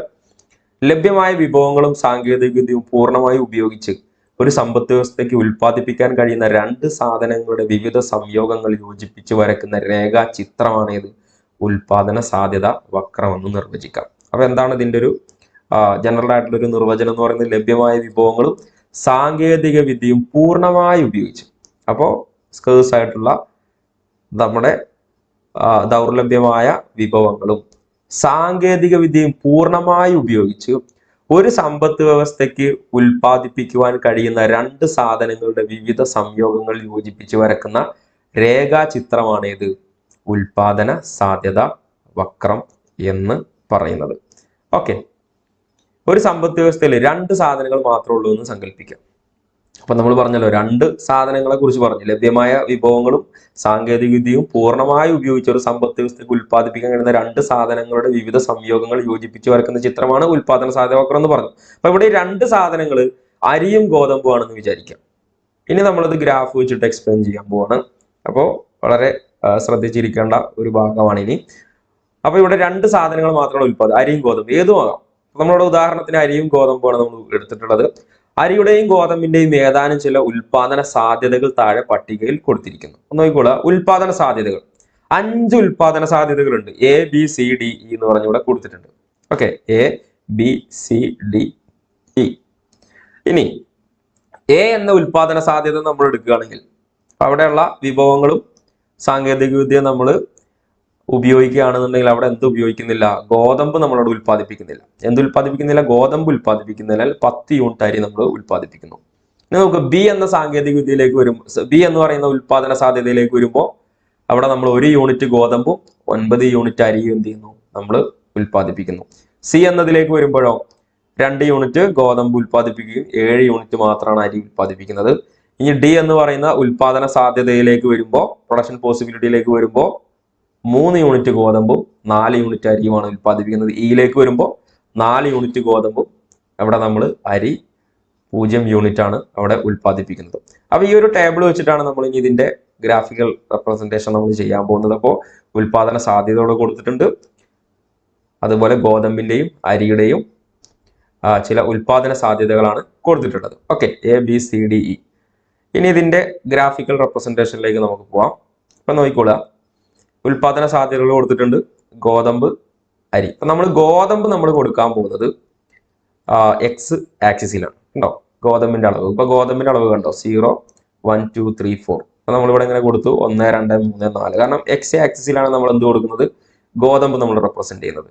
ഇനി നോക്കിക്കോളൂ, വൈ അക്ഷത്തിൽ അരിയും രേഖപ്പെടുത്തിയിരിക്കുന്നു. അപ്പൊ അരിയുടെ അളവ് ഇവിടെ 0, 4, 7, 9, 10. അപ്പൊ നമുക്കൊരു ഗ്രാഫിൽ കറക്റ്റ് അതിന്റെ അളവ് കിട്ടാൻ വേണ്ടിയിട്ട് ഓരോ സെന്റിമീറ്റർ ഡിഫറൻസിൽ 1, 2, 3, 4, 5, 6, 7, 8, 9, 10 എന്ന് പറഞ്ഞു കൊടുത്തിട്ടുണ്ട്. കാരണം അരിയുടെ യൂണിറ്റ് ഇവിടെ നമുക്ക് 0 മുതൽ 10 വരെയാണ് ഇവിടെ കാണിച്ചിട്ടുള്ളത്. അതുകൊണ്ടാണ് നമ്മൾ ഇങ്ങനെ എടുത്തിട്ടുള്ളത്. ഓക്കെ, നമ്മളിത് സ്റ്റാറ്റിയുടെ ഭാഗത്തൊക്കെ നമ്മളിത് ചർച്ച ചെയ്യുന്നതാണ്. ഓക്കെ, അതുപോലെ 0 to 4, കാരണം ഇവിടെ ഗോതമ്പിന്റെ അളവ് എക്സ് ആക്സിൽ നമ്മൾ 0 മുതൽ 4 വരെയാണ് ഇവിടെ കൊടുത്തിട്ടുള്ളത്. ഇനി നമുക്ക് ഈസി ആയിട്ട് എന്ത് ചെയ്യാം? സ്പോട്ട് ചെയ്യാൻ പറ്റും. ഇപ്പൊ നിങ്ങൾ നോക്കുക, എക്സിൽ ആദ്യം 0 എടുക്കണം. അപ്പൊ ആദ്യത്തെ ഉൽപാദന സാധ്യത എ നോക്കുമ്പോൾ എക്സിൽ 0യും വൈയിൽ 10ഉമാണ് എടുക്കേണ്ടത്. അപ്പൊ അങ്ങനെ നോക്കുമ്പോൾ പോയിന്റ് ഇവിടെ ആയിട്ട് വരും. കണ്ടോ, ഈ ഒരു പോയിന്റിന്റെ പ്രത്യേകത എന്താണ്? ഇവിടെ നോക്കിക്കൂടാ, എക്സിലെ വാല്യൂ 0യും വൈയിൽ നമ്മൾ ഏതെടുത്തു 10ഉമാണ് ഇവിടെ സ്പോട്ട് ചെയ്തിട്ടുള്ളത്. അപ്പൊ നമ്മൾ ജസ്റ്റ് ആദ്യം ആ പോയിന്റ് സ്പോട്ട് ചെയ്യണം. ഇനി രണ്ടാമത്തെ ബി എന്ന് പറയുന്ന ഉൽപാദന സാധ്യതയിൽ എക്സിന്റെ അളവ് ഏതാണ്? എക്സ് 1ഉം വൈ 9ഉമാണ്. ഓക്കെ അല്ലേ? ഇത് ഈസി ആയിട്ട് സ്പോട്ട് ചെയ്യാൻ പറ്റുന്ന കാര്യമാണ്. ഇനി അതേപോലെ തന്നെ നമ്മൾ അടുത്തത് സിയിലേക്ക് പോകുമ്പോൾ എക്സിന്റെ അളവ് ഏതാണ്? എക്സിന് നേരെ കണ്ടോ, 2 ഇവിടെ എക്സിന് നേരെ ഇവിടെ നമ്മൾ മാർക്ക് ചെയ്തു. ഇനി വൈയിൽ നേരെ ഏത് മാർക്ക് ചെയ്യണം? 7 മാർക്ക് ചെയ്യണം. അതാണ് ഈ പോയിന്റ് ഇവിടെ കൊടുത്തിട്ടുള്ളത്. ഇനി ഡിയിലേക്ക് വരുമ്പോൾ ഗോതമ്പിന്റെ അളവ് ഏതാണ്? 3 ആണ്. കണ്ടോ, ഗോതമ്പ് നേരെ 3ൽ എക്സ് എടുത്തു, 4 വൈയിൽ നമ്മൾ എടുത്തു. ഇനി ഇ എന്ന് പറയുന്ന സാധ്യതയിലേക്ക് വരുമ്പോൾ ഇയിൽ എക്സ് 4ഉം അരി വൈയിൽ ഏതാണ് കൊടുത്തിട്ടുള്ളത്? 0യുമാണ്. അപ്പൊ ഇത് സ്പോട്ട് ചെയ്തത് എങ്ങനെയാണെന്ന് മനസ്സിലായി കാണുമെന്ന് വിചാരിക്കുന്നു. വളരെ ഈസി ആയിട്ടാണ് കൊടുത്തിട്ടുള്ളത്. ഇനി ഓരോന്ന് കൊടുക്കുന്നത് എ നമ്മൾ കണ്ടില്ലേ, എ 0യും 10ഉമാണ്. ഏത്? 0 and 10 എ എന്ന ഉൽപാദന സാധ്യത. ഇനി ബി എന്ന ഉൽപാദന സാധ്യത 1 യൂണിറ്റ് ഗോതമ്പും 9 യൂണിറ്റ് അരിയും. സി എന്ന് പറയുന്ന ഉൽപാദന സാധ്യതയിൽ 2 യൂണിറ്റ് ഗോതമ്പും 7 യൂണിറ്റ് അരിയുമാണ്. ഡി എന്ന് പറയുന്ന ഉൽപാദന സാധ്യതയിൽ 3 യൂണിറ്റ് ഗോതമ്പും 4 യൂണിറ്റ് അരിയുമാണ് കൊടുത്തിട്ടുള്ളത്. ഇ എന്ന ഉൽപാദന സാധ്യതയിൽ 4 യൂണിറ്റ് ഗോതമ്പും 0 യൂണിറ്റ് അരിയുമാണ് കൊടുത്തിട്ടുള്ളത്. ഓക്കെ, ഇപ്പൊ നമുക്ക് ഓരോ പോയിന്റുകൾ നമ്മൾ സ്പോട്ട് ചെയ്തു. ഇനി ഇതെല്ലാം കണക്ട് ചെയ്ത് വരച്ചു കഴിഞ്ഞാൽ എ എന്ന വക്രത്തെ ഉൽപാദന സാധ്യത വക്രം എന്ന് പറയുന്നു. നിങ്ങൾ നോക്കിക്കോളൂ, ഇവിടെ നമ്മൾ ഉൽപാദന സാധ്യത വക്രം കിട്ടി. ഈ ഉൽപാദന സാധ്യതകൾ ഉപയോഗിച്ചുകൊണ്ടാണ് നമ്മൾ ഇങ്ങനെ ഒരു കറക്റ്റ് ഉൽപാദന സാധ്യത വക്രം നമ്മൾ കൊടുത്തിട്ടുള്ളത്. ഓക്കെ, ഇത് മനസ്സിലായി കാണുമെന്ന് വിചാരിക്കുന്നു. ഇനി നോക്കിക്കോളൂ, എ ബി സി ഡി എന്നിവയുടെ വിവിധ ഉൽപാദന സാധ്യതകളാണ്. ഇപ്പൊ എ എന്ന ഉൽപാദന സാധ്യതയിൽ നമ്മൾ എന്ത് മാത്രം ഉൽപ്പാദിപ്പിക്കുന്നുള്ളൂ? അരി മാത്രം ഉൽപ്പാദിപ്പിക്കുന്നുള്ളൂ. കാരണം 0 യൂണിറ്റ് ആണ്. ഏത്? 0 യൂണിറ്റ് ആണ് ഗോതമ്പ്. ബിയിലോ? ഇനി ബിയിലേക്ക് വരുമ്പോൾ നമ്മൾ അവിടെ 2 ഉൽപ്പാദിപ്പിക്കുന്നുണ്ട്. ബി സി ഡി ഒക്കെ നോക്കുക. ബിയും സിയും ഡിയിൽ നമ്മൾ എന്ത് ചെയ്യുന്നു? ഇവിടെ അരിയും ഗോതമ്പും നമ്മൾ ഉൽപ്പാദിപ്പിക്കുന്നുണ്ട്. നിങ്ങൾ നോക്കുക, ബിയിൽ 1 യൂണിറ്റ് ഗോതമ്പും 9 യൂണിറ്റ് അരിയും. സിയിൽ 2 യൂണിറ്റ് ഗോതമ്പും 7 യൂണിറ്റ് അരിയും. ഡിയിൽ 3 യൂണിറ്റ് ഗോതമ്പും 4 യൂണിറ്റ് അരിയും. അപ്പോൾ ബി സി ഡി എന്ന് പറയുന്ന ഈ 3 സാധ്യതകളിൽ നമ്മൾ 2 സാധനങ്ങൾ എന്ത് ചെയ്യുന്നുണ്ട്? ഉൽപ്പാദിപ്പിക്കുന്നുണ്ട് എന്നുള്ളതാണ്. എന്നാൽ ഇവിടെ ഒരു പ്രത്യേകത മനസ്സിലാക്കേണ്ടത്, ഇപ്പൊ ഗോതമ്പിന്റെ അളവ് നമ്മൾ 0ത്തിൽ നിന്ന് നമ്മൾ ഇങ്ങനെ 1, 2, 3, 4 എന്നിങ്ങനെ കൂടുതലായിട്ട് ഉൽപ്പാദിപ്പിക്കുമ്പോൾ അരിയുടെ ഉൽപ്പാദനത്തിലൂടെ കുറവായിട്ട് നിങ്ങൾക്ക് കാണാൻ സാധിക്കുന്നുണ്ട് അല്ലെ? 10, 9, 7, 4, 0. ഓക്കെ, അപ്പൊ ഇത് കണക്ട് ചെയ്തിട്ടാണ് നമ്മൾ എന്ത് ചെയ്യുന്നത്? ഓപ്പർച്യൂണിറ്റി കോസ്റ്റ് നമ്മൾ പഠിക്കാം. ഓക്കെ, അപ്പോൾ ഓപ്പർച്യൂണിറ്റി കോസ്റ്റ് എന്നുള്ള കോൺസെപ്റ്റ് നമുക്ക് കിട്ടണമെന്നുണ്ടെങ്കിൽ ആദ്യം പ്രൊഡക്ഷൻ പോസിബിലിറ്റി കർവുമായി ബന്ധപ്പെട്ട് നമുക്ക് പഠിച്ചു വെക്കേണ്ടതുണ്ട്. ഓക്കെ, അപ്പൊ നിങ്ങൾക്കിവിടെ കാണാം, ബി എന്ന് പറയുന്ന ഉൽപാദന സാധ്യതയിൽ 1 യൂണിറ്റ് ഏതാണ്? ഗോതമ്പും 9 യൂണിറ്റ് അരിയുമാണ്. സി എന്ന് പറയുന്ന ഉൽപാദന സാധ്യത 2 യൂണിറ്റ് ഗോതമ്പും 7 യൂണിറ്റ് അരിയുമാണ്. ഡി എന്ന് പറയുന്ന ഉൽപാദന സാധ്യതയിൽ 3 യൂണിറ്റ് ഗോതമ്പും 4 യൂണിറ്റ് അരിയുമാണെന്നുള്ളത് നമ്മൾ ഉൽപ്പാദിപ്പിക്കുന്നത്. ഓക്കെ, അപ്പോ ഒന്നുകൂടി നമുക്കിതൊന്ന് നോക്കാം. യെസ്, ഇവിടെ സമ്പദ് വ്യവസ്ഥയിൽ ലഭ്യമായ വിഭവങ്ങൾ മുഴുവനും അരി ഉൽപാദനത്തിന് വേണ്ടി വിനിയോഗിക്കുകയാണെങ്കിൽ 10 യൂണിറ്റ് അരിയാണ് നമുക്ക് ഉൽപ്പാദിപ്പിക്കാൻ കഴിയുക. അതേതാണ് പോയിന്റ്? എ എന്ന് പറയുന്ന ഉൽപാദന സാധ്യതയാണ് അല്ലെ? കാരണം സമ്പദ് വ്യവസ്ഥയിലെ എല്ലാ വിഭവങ്ങളും അതുപോലെ സാങ്കേതിക വിദ്യയും നമ്മൾ എന്തിനു വേണ്ടി ഉപയോഗിക്കുന്നു? അരി ഉൽപാദനത്തിന് വേണ്ടി ഉപയോഗിക്കുകയാണെങ്കിൽ നമുക്ക് എന്ത് ചെയ്യാൻ പറ്റും? 10 യൂണിറ്റ് അരി ഉൽപ്പാദിപ്പിക്കാൻ പറ്റും. എന്നാൽ ഇതേപോലെ തന്നെ നിങ്ങൾ നോക്കുക, ഇവിടെ ഇയിലേക്ക് പോകുമ്പോൾ എന്താ സാധിക്കുന്നത്? നേരെ മറിച്ച് മുഴുവൻ വിഭവങ്ങളും നമ്മൾ ഗോതമ്പ് ഉൽപ്പാദിപ്പിക്കാൻ വേണ്ടി വിനിയോഗിക്കുകയാണെങ്കിൽ, വിഭവങ്ങളും സാങ്കേതിക വിദ്യയും നമ്മൾ ഗോതമ്പിന്റെ ഉൽപാദനത്തിന് വേണ്ടിയാണ് ഉപയോഗിച്ചിരുന്നെങ്കിൽ നമുക്ക് എന്ത് ചെയ്യാം? 4 യൂണിറ്റ് ഗോതമ്പ് നമുക്ക് ഉൽപ്പാദിപ്പിക്കാൻ കഴിയുമെന്നുള്ളതാണ്. അപ്പോൾ 10 യൂണിറ്റ് അരിയുടെ അവസരാത്മക ചെലവ് എന്ന് പറഞ്ഞാൽ 4 യൂണിറ്റ് ഗോതമ്പാണ്. നേരെ തിരിച്ചു ചോദ്യം, 4 യൂണിറ്റ് ഗോതമ്പ് ഉൽപ്പാദിപ്പിക്കുന്നതിന്റെ അവസരാത്മക ചെലവ് എന്ന് പറഞ്ഞാൽ 10 യൂണിറ്റ് അരിയാണ്. കാരണം ഇവിടെ 4 യൂണിറ്റ് നമ്മൾ ഗോതമ്പ് ഉൽപ്പാദിപ്പിക്കുമ്പോൾ നമുക്ക് 10 യൂണിറ്റ് അവിടെ ഉൽപ്പാദിപ്പിക്കാൻ കഴിയില്ല. എന്നാൽ ഇവിടെ 10 യൂണിറ്റ് അരി നമ്മൾ ഉൽപ്പാദിപ്പിക്കുമ്പോൾ നമുക്ക് അവിടെ എന്ത് ചെയ്യാൻ പറ്റുന്നില്ല? 4 യൂണിറ്റ് ഗോതമ്പ് ഉൽപ്പാദിപ്പിക്കാൻ നമുക്ക് കഴിയുന്നില്ല. അപ്പൊ യൂണിറ്റിന്റെ അനുസരിച്ച് ചിലപ്പോൾ അരിയേക്കാൾ കൂടുതൽ വിലയായിരിക്കും ഇതിനെന്ന് പറയുന്നത്, ഗോതമ്പിന് എന്ന് പറയുന്നത്. ചിലപ്പോൾ 10 യൂണിറ്റ് അരി ഉൽപ്പാദിപ്പിക്കുന്നതിനാൽ ലാഭം നമുക്ക് ചിലപ്പോൾ ഏതിൽ കിട്ടും? 4 യൂണിറ്റ് അരി ഉൽപ്പാദിപ്പിക്കുന്നത് ചിലപ്പോൾ കിട്ടാൻ സാധ്യത ഉണ്ടാവും. അതുകൊണ്ടാണ് അവിടെ നമ്മൾ ഉപേക്ഷിക്കുന്നുണ്ടോ, ഒഴിവാക്കി കളയുന്നുണ്ട്. അപ്പൊ എന്തുകൊണ്ടാണ് നമ്മൾ അവസരാത്മക ചെലവ് എന്നുള്ളത് ഇവിടെ നമ്മൾ കണക്ട് ചെയ്തത്? ഈ ഓപ്പർച്യൂണിറ്റി കോസ്റ്റ് പ്രൊഡക്ഷൻ പോസിബിലിറ്റി കർവുമായി ബന്ധപ്പെട്ട് എന്തുകൊണ്ടാണ് നമ്മൾ പഠിക്കുന്നത് എന്നുള്ളത് നമ്മൾ ഓപ്പർച്യൂണിറ്റി കോസ്റ്റ് നമ്മൾ ഡിസ്കസ് ചെയ്യുമ്പോൾ നിങ്ങൾക്ക് അത് മനസ്സിലാവും. ആദ്യം ഈ ഡയഗ്രാം ഒന്ന് മനസ്സിലാക്കി വെക്കുക. ഓക്കെ, വളരെ കൃത്യമായിട്ട് തന്നെ ഇവിടെ എല്ലാ പോയിന്റുകളും നമ്മൾ സ്പോട്ട് ചെയ്തിട്ടുണ്ട്. ഓക്കെ ഓക്കെ ഡയഗ്രത്തിൽ ഇനിയുള്ള കുറച്ചുകൂടി പോയിന്റുകൾ നമുക്ക് പഠിച്ചു വെക്കേണ്ടതുണ്ട് ആദ്യം. എന്നാൽ വിഭവങ്ങൾ അരിയുടെയും ഗോതമ്പിന്റെയും ഉൽപാദനത്തിന് വേണ്ടി ഉപയോഗിക്കുകയാണെങ്കിൽ, അപ്പൊ നമ്മൾ എയും ഡിയും പരിഗണിക്കുകയാണെങ്കിൽ, എയും ഇയും ആണ് നമ്മൾ പരിഗണിക്കുക എന്നുണ്ടെങ്കിൽ, അവിടെ എയിൽ നമ്മൾ അരി മാത്രം ഉൽപ്പാദിപ്പിക്കുന്നുള്ളൂ. എന്നാൽ അതേപോലെ ഇയിൽ വരുമ്പോഴോ അവിടെ ഗോതമ്പ് മാത്രം ഉൽപ്പാദിപ്പിക്കുന്നുള്ളൂ. ഈ എയും ഇയും ഡയഗ്രത്തിൽ കൊടുത്തിട്ടുള്ളത്. ഓക്കെ അപ്പോ ഇനി നമ്മൾ എന്ത് ചെയ്യാൻ പോവാണ്, രണ്ടും കൂടി ഉൽപ്പാദിപ്പിക്കാൻ പോവാണ്. ഓക്കെ ഇത് മാത്രമല്ല, നമുക്ക് എന്തുകൂടി വേണം, നമുക്ക് ഗോതമ്പ് ഉൽപ്പാദിപ്പിക്കണം, അതുപോലെ തന്നെ അരിയും നമുക്ക് ഉൽപ്പാദിപ്പിക്കേണ്ടതുണ്ട്. അപ്പൊ അതിനു വേണ്ടി നമ്മൾ എന്ത് ചെയ്യണം, എയും ഇക്കും ഇടയിലുള്ള ബി സി ഡി എന്നുള്ള സാധ്യതയിലേക്ക് മാറണം. അപ്പൊ നിങ്ങൾ നോക്കുക, ബിയിലേക്ക് വരുമ്പോൾ 1 യൂണിറ്റ് ഗോതമ്പ് 9 യൂണിറ്റ് അരി ഉൽപ്പാദിപ്പിക്കാൻ പറ്റും. നമ്മൾ നേരത്തെ പറഞ്ഞതാണ്, ഒന്നുകൂടി ഇതൊന്ന് മനസ്സിലാക്കാൻ വേണ്ടിയിട്ടാണ്. 1 യൂണിറ്റ് ഗോതമ്പും 9 യൂണിറ്റ് അരിയും നമുക്ക് ബിയിൽ ഉൽപ്പാദിപ്പിക്കാൻ പറ്റും. അല്ലെങ്കിൽ ഇനി നമ്മൾ സി ആണ് എടുക്കുന്നെങ്കിലോ, സി ആണെങ്കിൽ 2 യൂണിറ്റ് ഗോതമ്പും 7 യൂണിറ്റ് അരിയും എടുക്കാൻ പറ്റും. എന്നാൽ ഇനി നമ്മൾ ഡിയിലേക്കാണ് പോകുന്നതെങ്കിൽ എന്ത് ചെയ്യുന്നുണ്ട്, 3 യൂണിറ്റ് ഗോതമ്പും 4 യൂണിറ്റ് അരിയും നമുക്ക് ഉൽപ്പാദിപ്പിക്കാൻ സാധിക്കും എന്നുള്ളതാണ്. അതുകൊണ്ട് ഇവിടെ അരിയുടെ ഉൽപാദനം കുറച്ചുകൊണ്ട് മാത്രമേ നമുക്ക് എന്ത് ചെയ്യാൻ പറ്റുള്ളൂ, ഗോതമ്പിന്റെ ഉൽപാദനം വർദ്ധിപ്പിക്കാൻ പറ്റുള്ളൂ. അല്ലെ, ഇത് ഈ ടേബിളിൽ തന്നെ കൊടുത്താൽ പറ്റും. അപ്പൊ അരിയുടെ ഉൽപാദനം നമുക്കിവിടെ കുറച്ചാൽ മാത്രമേ ഗോതമ്പിന്റെ ഉൽപാദനം നമുക്ക് വർദ്ധിപ്പിക്കാൻ പറ്റുള്ളൂ. അല്ലെങ്കിൽ ഗോതമ്പിന്റെ ഉൽപാദനം നമ്മൾ വർദ്ധിപ്പിക്കുമ്പോൾ അവിടെ അരിയുടെ അളവ് കുറയ്ക്കേണ്ടി വരും. അപ്പൊ ഗോതമ്പിന്റെ അളവ് എത്രയാണോ നമ്മളിവിടെ എത്ര നമുക്ക് ഇവിടെ കൂടുതലായിട്ട് ഉൽപ്പാദിപ്പിക്കണമോ അതിന്റെ ചില അളവുകൾ നമുക്ക് അരിയുടെ യൂണിറ്റ് നമ്മൾ കുറയ്ക്കേണ്ടി വരും. അപ്പൊ അതുകൊണ്ട് അവിടെ ആയിരിക്കും അതിന്റെ അവസരാത്മക ചെലവ് എന്ന് പറയുന്നത്. ഉദാഹരണം പറയാൻ, നമ്മൾ 1 യൂണിറ്റ് അരിയിൽ നിന്ന് ഗോതമ്പ് 1 യൂണിറ്റ് ഗോതമ്പ് നമ്മൾ 2 യൂണിറ്റ് ആക്കണം. അതായത് 1 യൂണിറ്റ് അധികം ഉൽപ്പാദിപ്പിക്കണം. 1 യൂണിറ്റ് അധികം ഇവിടെ നമ്മൾ ഉൽപ്പാദിപ്പിച്ചപ്പോൾ ഇവിടെ ബിയിൽ ആദ്യം 9 യൂണിറ്റ് ആണ് അരി ഉണ്ടായിരുന്നത്. ഇപ്പൊ ഗോതമ്പ് അരി എത്രയുള്ളൂ, 7 യൂണിറ്റ് ആണുള്ളത്. അപ്പൊ ഇവിടെ 1 യൂണിറ്റ് നമുക്ക് അധികം ഉൽപ്പാദിപ്പിക്കാൻ നമുക്ക് ഇവിടെ എന്ത് വേണ്ടി വന്നു, 2 യൂണിറ്റ് അരിയുടെ അളവ് നമുക്ക് കുറയ്ക്കേണ്ടി വന്നു. അപ്പൊ ഇവിടെ 1 യൂണിറ്റ് അധികമായി ഉൽപ്പാദിപ്പിച്ച ഗോതമ്പിന്റെ അവസരാത്മക ചെലവ് ഇവിടെ നമ്മൾ ഒഴിവാക്കി കളഞ്ഞ 2 യൂണിറ്റ് അരിയാണ്. അങ്ങനെ ഓരോ നിങ്ങൾ നോക്കും, ഇവിടുന്ന് 2 യൂണിറ്റ് നിന്ന് 3 യൂണിറ്റ് ഉൽപാദന സാധ്യത സിയിൽ നിന്ന് ഡിയിലേക്ക് മാറുമ്പോൾ എന്താ സംഭവിച്ചത്, ഗോതമ്പിന്റെ 1 യൂണിറ്റ് കൂടി അളവ് നമ്മൾ കൂടുതൽ ഉൽപ്പാദിപ്പിച്ചു. 2 നിന്ന് 3 1 യൂണിറ്റ് കൂടുതലാണ് നമ്മൾ ഉൽപ്പാദിപ്പിച്ചത്. അപ്പൊ 2 നിന്ന് 3 ഉൽപ്പാദിപ്പിക്കാൻ നിങ്ങൾ നോക്കൂ, 2 ഉണ്ടായിരുന്ന സമയത്ത് അരിയുടെ ഉൽപാദനം 7 ആയിരുന്നു. ഇപ്പൊ ഇവിടെ 1 യൂണിറ്റ് 3 യൂണിറ്റ് ആക്കാൻ വേണ്ടി കൂടുതൽ അവിടെ ഉൽപ്പാദിപ്പിച്ചപ്പോൾ ഇവിടെ 7 ഉള്ളത് 4 ആയി. അപ്പൊ ഇവിടെ നിങ്ങൾ നോക്കുക, ഗോതമ്പ് 2 യൂണിറ്റിൽ നിന്ന് 3 യൂണിറ്റ് ആയി വർദ്ധിപ്പിച്ചപ്പോൾ ഗോതമ്പിന്റെ അവസരാത്മക ചെലവ് എത്രയാണ്, അപ്പൊ അവിടെ ഉൽപ്പാദിപ്പിക്കപ്പെടാതെ പോയ അല്ലെങ്കിൽ ഉപേക്ഷിക്കപ്പെട്ട എത്ര യൂണിറ്റ് ആണ്, 3 യൂണിറ്റ് അരിയാണ്. ഓക്കെ, നമ്മൾ വിശദമായിട്ട് നമ്മൾ ചർച്ച ചെയ്യും. അപ്പൊ ഇവിടെ അരിയുടെ ഉൽപാദനം കുറച്ചുകൊണ്ട് മാത്രമേ ഗോതമ്പിന്റെ ഉൽപാദനം വർദ്ധിപ്പിക്കാൻ സാധിക്കുകയുള്ളൂ. അപ്പോൾ അരിയുടെയും ഗോതമ്പിന്റെയും സംയോഗങ്ങളായ, അപ്പൊ നിങ്ങൾ നോക്കുക, അരിയുടെയും ഗോതമ്പിന്റെയും ഓരോ സെറ്റ് നമ്മൾ എടുക്കുക, ABCDE, അതായത് ഉൽപാദന സാധ്യതകൾ എടുക്കുക. അതിനെ നമുക്ക് എന്തെന്ന് പറയാം, ഉൽപാദന സാധ്യത സംയോഗ ഗണം എന്നും പറയാം. ഇത് മാറാൻ പാടില്ല കേട്ടോ. പ്രൊഡക്ഷൻ പോസിബിലിറ്റി സെറ്റും പ്രൊഡക്ഷൻ പോസിബിലിറ്റി കർവും തമ്മിൽ വ്യത്യാസമാണ്. അപ്പൊ ഇതിലുള്ള പ്രൊഡക്ഷൻ പോസിബിലിറ്റി സെറ്റുകൾ ഏതൊക്കെയാണ്, ABCDE. അപ്പൊ ആദ്യത്തേത് A 0 10, B 1 9, C 2 7, D 3 4, E 4 0. Okay, അപ്പൊ അരിയുടെയും ഗോതമ്പിന്റെയും സംയോഗങ്ങളായ 0 10, 1 9, 2 7, 3 4, 4 10 എന്നിവയെ ഉൽപാദന സാധ്യത സംയോഗ ഗണം പ്രൊഡക്ഷൻ പോസിബിലിറ്റി സെറ്റ് എന്നും പറയുന്നു. ഓക്കെ, ഇങ്ങനെ ലഭിച്ച ഉൽപാദന സാധ്യത സംയോഗങ്ങളെല്ലാം നമ്മളൊരു ഗ്രാഫിൽ യോജിപ്പിച്ച്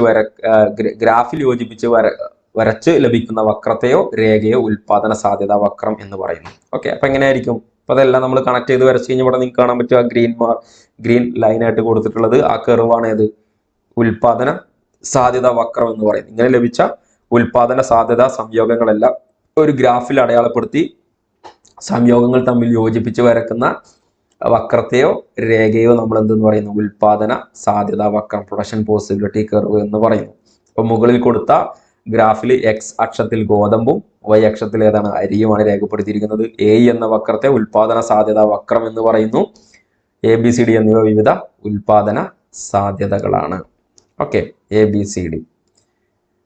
യെസ്, അപ്പൊ അത് മനസ്സിലായി കാണുമെന്ന് വിചാരിക്കുന്നു. ഇനി നമുക്ക് പഠിക്കാനുള്ള പ്രധാനപ്പെട്ട നമ്മുടെ അടുത്ത ടോപ്പിക്കാണ് ഇത് കണക്ട് ചെയ്ത് വരുന്ന അവസരാത്മക ചെലവ്, ഓപ്പർച്യൂണിറ്റി കോസ്റ്റ്. അപ്പൊ ഈ ഓപ്പർച്യൂണിറ്റി കോസ്റ്റിലേക്ക് എത്തുന്നതിന് മുന്നേ ആദ്യം ആരാണ്, സ്കേഴ്സിറ്റി ആണ് ഇതിനൊക്കെ കാരണം. അപ്പൊ നമ്മളിതൊക്കെ പഠിക്കേണ്ടി വന്നതിനൊക്കെ കാരണം ആരാണ്, നമ്മുടെ സ്കേഴ്സിറ്റിയാണ്. സ്കേഴ്സിറ്റി ഉണ്ടാകുമ്പോൾ അത് ചോയ്സിലേക്ക് വഴിവെക്കുന്നു. പ്രിഫറൻസ് വേണം, നമുക്ക് തിരഞ്ഞെടുക്കണം, ചോയ്സ് വേണം അല്ലെ, അതിന്റെ മുൻഗണന കൊടുക്കുകയാണ്. പ്രിഫറൻസ് എന്ന് പറഞ്ഞാൽ മുൻഗണന, അപ്പോൾ അല്ലെങ്കിൽ ചോയ്സ് തിരഞ്ഞെടുക്കണം. അപ്പൊ അതുകൊണ്ട് ഈ സ്കേഴ്സിറ്റിയും ചോയ്സും ആണ് എന്തിന് കാരണമാണ്, എന്തിലേക്ക് വഴിവെക്കുന്നത്, ഓപ്പർച്യൂണിറ്റി കോസ്റ്റിലേക്ക് എത്തുന്നത്. അപ്പൊ എന്താണ് ഓപ്പർച്യൂണിറ്റി കോസ്റ്റ് എന്നുള്ളത് നമുക്ക് വിശദമായിട്ട് പഠിക്കേണ്ടതുണ്ട്. സാമ്പത്തിക ശാസ്ത്രത്തിൽ അവസരാത്മക ചെലവിന് വളരെ പ്രാധാന്യമുണ്ട്. ഓക്കെ, എന്തുകൊണ്ടാണ്? കാരണം നമ്മൾ സ്കേഴ്സിറ്റിയെ കുറിച്ച് വളരെ വിശദമായിട്ട് നമ്മൾ പഠിക്കുന്നുണ്ട്. അതുകൊണ്ടാണ് സാമ്പത്തിക ശാസ്ത്ര അടിസ്ഥാന സാമ്പത്തിക പ്രശ്നം ഒറ്റ വാക്കിൽ പറഞ്ഞാൽ എന്താണ്, സ്കേഴ്സിറ്റിയാണ്. അപ്പൊ അതുകൊണ്ട് സാമ്പത്തിക ശാസ്ത്രത്തിൽ അവസരാത്മക ചെലവിന് വളരെ പ്രാധാന്യമുണ്ട്.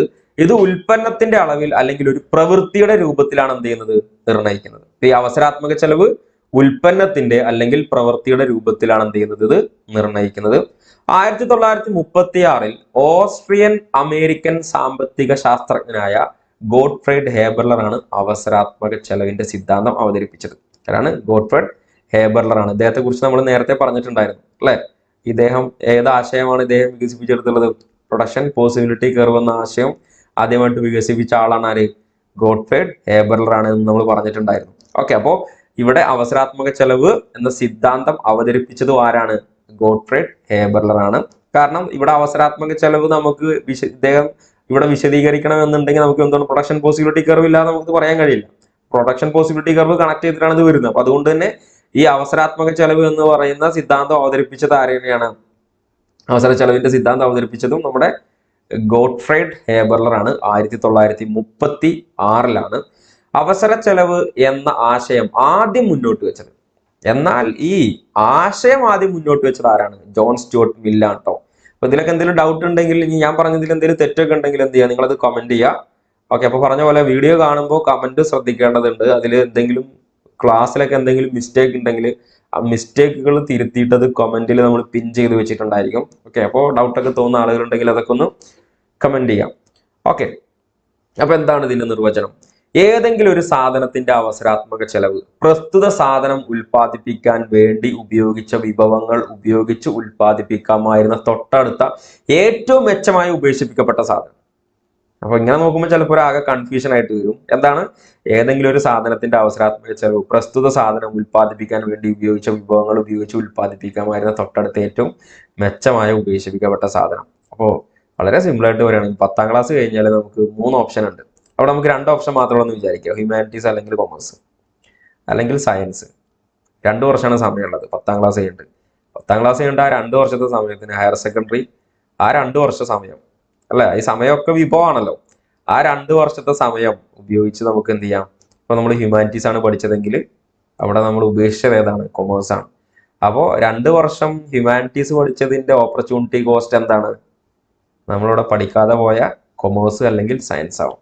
അല്ലെങ്കിൽ 2 വർഷം കൊമേഴ്സ് പഠിച്ചതിന്റെ ഓപ്പർച്യൂണിറ്റി കോസ്റ്റ് നമുക്ക് എന്ത് വരും? അവിടെ നമ്മൾ പഠിക്കാതെ പോയ ഹ്യൂമാനിറ്റീസ് ആവും. വളരെ സിമ്പിളാണ്. ഇത് എല്ലാവരുടെ ജീവിതത്തിലും നമ്മൾ പറയുന്നതാണ്. അങ്ങനെ അത് പഠിച്ചാൽ മതിയായിരുന്നു. അല്ലെങ്കിൽ ഇപ്പോൾ ആ 3 വർഷം ഡിഗ്രിക്ക് പോയ സമയത്ത് വേറെ വല്ലതും പഠിച്ചാൽ മതിയായിരുന്നു അല്ലെ. അല്ലെങ്കിൽ 2 വർഷം PG പഠിച്ച സമയത്ത്, അല്ലെങ്കിൽ ഞാൻ ആ 4 വർഷം അവിടെ ജോലി ചെയ്ത സമയത്ത് വേറെ വല്ല കാര്യങ്ങളും ചെയ്താൽ മതിയായിരുന്നു. ഇതൊക്കെ നമ്മൾ ഡെയിലി ലൈഫിൽ പറയുന്ന സംഭവങ്ങൾ തന്നെയാണ്. അതുകൊണ്ടാണല്ലോ ഇക്കോണമി ഹൗസ് ഹോൾഡ് മാനേജ്മെന്റ് എന്ന് നമ്മൾ പറഞ്ഞിട്ടുണ്ടായിരുന്നത്. ഇതൊക്കെ ഇവിടെ നടക്കുന്ന കാര്യങ്ങൾ തന്നെയാണ്. അപ്പൊ ഇതിനൊക്കെ ഓരോ പേര്, ഓപ്പർച്യൂണിറ്റി കോസ്റ്റ്, അതിന്റെ മലയാളം അവസരാത്മക ചെലവ് എന്ന് കേൾക്കുമ്പോൾ എന്തോ വലിയ സംഭവമായിട്ട് നമ്മൾ കാണുകയാണ്. ഇത് ഏത് കാര്യത്തിലുണ്ട്. ഇപ്പോ ബൈക്ക് ഉൽപ്പാദിപ്പിക്കുക അല്ലെങ്കിൽ കാർ ഉണ്ടാക്കുക. അപ്പൊ ഒരു ഫാക്ടറിയെ സംബന്ധിച്ച് ഇവരുടെ സാങ്കേതിക വിദ്യയും ഇവിടെയുള്ള ഫാക്ടേഴ്സ് പ്രൊഡക്ഷനൊക്കെ ഉപയോഗിച്ചിട്ട് അവർക്ക് വേണമെങ്കിൽ എന്ത് ചെയ്യാം? അവർക്ക് ചിലപ്പോൾ കാർ ഉണ്ടാക്കുന്നതിനേക്കാൾ നല്ല ബൈക്ക് ഉണ്ടാക്കുകയായിരിക്കും. അപ്പോൾ അവിടെ അവർ കാറാണ് ഉൽപ്പാദിപ്പിച്ചതെങ്കിൽ കാർ ഉൽപ്പാദിപ്പിച്ചതിന്റെ അവസരാത്മക ചെലവ് ഉൽപ്പാദിപ്പിക്കപ്പെടാതെ പോയ ബൈക്കാണ്. ഇത് എല്ലാ മേഖലയിലും കണക്ട് ചെയ്യാം അല്ല. ഇപ്പൊ ഒരു അക്കൗണ്ടന്റ് ആയ ആള്, അദ്ദേഹം അക്കൗണ്ടൻസി പഠിപ്പിക്കണം. അക്കൗണ്ടൻസി പഠിപ്പിക്കുന്ന സമയം വേണമെങ്കിൽ അദ്ദേഹത്തിന് എന്ത് ചെയ്യാം? അക്കൗണ്ടന്റ് ആയിട്ട് വേറെ സ്ഥലത്തും അദ്ദേഹത്തിന് ജോലി ചെയ്യാം. ചിലപ്പോൾ അക്കൗണ്ടന്റ് ആയിട്ട് ജോലി ചെയ്യുന്നതായിരിക്കും ടീച്ചിങ്ങിനേക്കാൾ കൂടുതൽ എന്ത് ചെയ്യുന്നത്? അദ്ദേഹത്തിന് സാലറി കിട്ടുന്നത്, ശമ്പളം കിട്ടുന്നത്. ചിലപ്പോൾ അതിന്റെ വർക്ക് പ്രഷർ ചിലപ്പോൾ കൂടുതലായിരിക്കും അല്ലെ. അപ്പൊ അതുകൊണ്ട് ഇവിടെ ഓപ്പർച്യൂണിറ്റി കോസ്റ്റ് എപ്പോഴും നമുക്ക് കാണാൻ പറ്റും കൺസ്യൂമേഴ്സിനെ സംബന്ധിച്ച്. അപ്പോൾ അദ്ദേഹത്തിന്റെ കയ്യിൽ ആകെ 500 രൂപയാണുള്ളത്. 500 രൂപ അദ്ദേഹം പർച്ചേസ് ചെയ്യണമെങ്കിൽ അദ്ദേഹത്തിന് വേണമെങ്കിൽ എന്ത് ചെയ്യാം? അദ്ദേഹത്തിന് ഫിഷ് വാങ്ങാം, അല്ലെങ്കിൽ മീറ്റ്, ഇറച്ചി വാങ്ങാം, അല്ലെങ്കിൽ മീൻ വാങ്ങാം.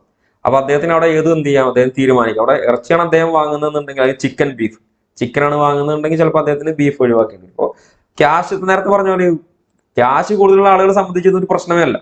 ഈ സ്കേഴ്സിറ്റി ഓപ്പർച്യൂണിറ്റി കോസ്റ്റ് ഒന്നും ഇവരെ സംബന്ധിച്ച് എന്ത് ചെയ്യണ്ട, ഇവര് ചിന്തിക്കേണ്ട കാര്യമില്ല. അല്ല, ഇപ്പൊ ക്രിസ്ത്യാനോ റൊണാൾഡോനെയൊക്കെ സംബന്ധിച്ച് ഇങ്ങനെയുള്ള ആളുകളെ സംബന്ധിച്ച്, ഇപ്പോ മെസ്സി, ഇങ്ങനെ ഓരോ ആളുകൾ എടുത്തു നോക്കുക, വലിയ ബില്യണേഴ്സ് ആയ ആളുകളെ സംബന്ധിച്ച്, യൂസുഫ് അലിയെ സംബന്ധിച്ചൊന്നും ഇത് ചിന്തിക്കേണ്ട ആവശ്യമില്ല, അല്ലെ? പക്ഷെ അവരുടേതായ പ്രശ്നങ്ങൾ ഉണ്ടാവും. ഈ പറഞ്ഞ പോലെ അവരുടെ ആവശ്യങ്ങൾ കഴിഞ്ഞിട്ടുണ്ടാവും. അവരോട് ചോദിച്ചൊക്കെ അവർക്ക് ഒരുപാട് ആവശ്യങ്ങളുണ്ടാവും, അല്ലെ? അല്ലെങ്കിൽ ഒരു കുറച്ചുകൂടി ഒരു പുതിയൊരു പ്രൈവറ്റ് ജെറ്റ് എനിക്ക് ആവശ്യമായിട്ടുണ്ട്. ഇപ്പോഴുള്ള പ്രൈവറ്റ് ജെറ്റ് അത് അത്ര സൗകര്യം പോരാ, അല്ലെങ്കിൽ എന്ത് വേണം, കുറച്ചും കൂടി നല്ല സൗകര്യമുള്ള ഒരു പ്രൈവറ്റ് ജെറ്റ് വേണം, അതിന് ചിലപ്പോൾ ഇത്ര കോടികൾ വേണ്ടി വരും. അപ്പൊ ഈ ഒരു രീതിയിലായിരിക്കും എന്തിനാ അവരുടെ ആവശ്യങ്ങൾ പോകുന്നത്, അല്ലെ? അപ്പൊ അത് കുറെ ക്യാഷ് ഉണ്ടായത് കൊണ്ട് എന്തല്ല, അവരുടെയും ആവശ്യങ്ങൾ അവസാനിക്കുന്നു എന്നുള്ളതല്ല, ആവശ്യങ്ങൾ അങ്ങനെ വന്നുകൊണ്ടിരിക്കും. അത് മനുഷ്യൻ മരണപ്പെടുന്നത് വരെ എന്തായിരിക്കും, ആവശ്യങ്ങൾ തന്നെ ആയിരിക്കും എന്നുള്ളതാണ്. ഓക്കെ, അപ്പൊ ഈ ഓപ്പർച്യൂണിറ്റി കോസ്റ്റുമായി ബന്ധപ്പെട്ട നമ്മൾ ഇത്രയും കാര്യങ്ങൾ പറഞ്ഞത്. ഓക്കെ, അപ്പൊ ഈ ഓപ്പർച്യൂണിറ്റി കോസ്റ്റ് ഒന്നുകൂടി മനസ്സിലാക്കാൻ വേണ്ടിയിട്ട് നമ്മൾ ചെറിയ ക്ലാസ്സിലെ കുട്ടികൾക്കൊക്കെ കൊടുക്കുന്ന ഒരു ചെറിയൊരു പ്രസന്റേഷനോടെ നിങ്ങൾ കാണിച്ചു തരാം. നിങ്ങൾ ഒരു ക്ലാസ്സിൽ 10 കുട്ടികളുണ്ട്. അപ്പോൾ ടീച്ചർ ക്ലാസ്സിലേക്ക് 2 ഗിഫ്റ്റ് ബോക്സുകൾ ടീച്ചർ കൊണ്ടുവരികയാണ്. അപ്പൊ ഈ ക്ലാസ്സിലെ കുട്ടികൾക്ക് ടീച്ചർ ആദ്യം ചോക്ലേറ്റ് കൊടുക്കണം. ഇത് ചോക്ലേറ്റ് തന്നെയാണല്ലേ മാസം? ഓക്കെ, അപ്പോ ചോക്ലേറ്റ് കൊടുത്തുകൊണ്ടിരിക്കുകയാണ്. 2ാമത്തെ കുട്ടിക്ക്, 3ാമത്തെ കുട്ടിക്ക് കൊടുത്തു, 4ാമത്തെ കുട്ടിക്ക്, 5ാമത്തെ കുട്ടിക്ക് കൊടുത്തു, 6ാമത്തെ കുട്ടിക്ക് ചോക്ലേറ്റ് കൊടുത്തു. പക്ഷെ അവിടെ എത്തുമ്പോ ചോക്ലേറ്റ് കഴിഞ്ഞു, അല്ലേ? അപ്പൊ ആകെ പ്രശ്നമായി. ചോക്ലേറ്റ്, മറ്റുള്ള കുട്ടികളൊക്കെ ചോക്ലേറ്റ് ചോദിക്കുകയാണ്, പക്ഷെ ചോക്ലേറ്റ് ഇല്ല. അപ്പൊ നമ്മൾ പറഞ്ഞു വിഭവങ്ങൾ സ്കേഴ്സിറ്റിയാണ്. അതുകൊണ്ട് സ്കേഴ്സിറ്റി അവിടെ ദൗർലഭ്യം, ചോക്ലേറ്റിന് വളരെ ദൗർലഭ്യം ആ ക്ലാസ്സിൽ അനുഭവപ്പെടുകയാണ്. അപ്പൊ നിങ്ങൾ നോക്കുക, പിന്നെ ടീച്ചർ എന്ത് ചെയ്യാണ്, ഐസ്ക്രീം കൊണ്ടുവരികയാണ്, അല്ലെ? അപ്പൊ ഐസ്ക്രീം അടുത്ത കുട്ടിക്ക്, പിന്നത്തെ കുട്ടികൾക്ക് ഐസ്ക്രീമാണ് ടീച്ചറോടെ കൊടുക്കുന്നത്. അപ്പോ ഇവിടെ ഇതിപ്പോ നമ്മളിങ്ങനെ ജസ്റ്റ് കുട്ടികളുടെ കയ്യിൽ കൊടുത്തായിട്ടാ പറയുന്നത്, അല്ലെങ്കിൽ ഇവിടെ ആകെ കയ്യിലുള്ളത് ഈ ആകെ 6 ചോക്ലേറ്റും 4 ഐസ്ക്രീമാണുള്ളത്. ക്ലാസ്സിൽ 10 കുട്ടികളുണ്ട്.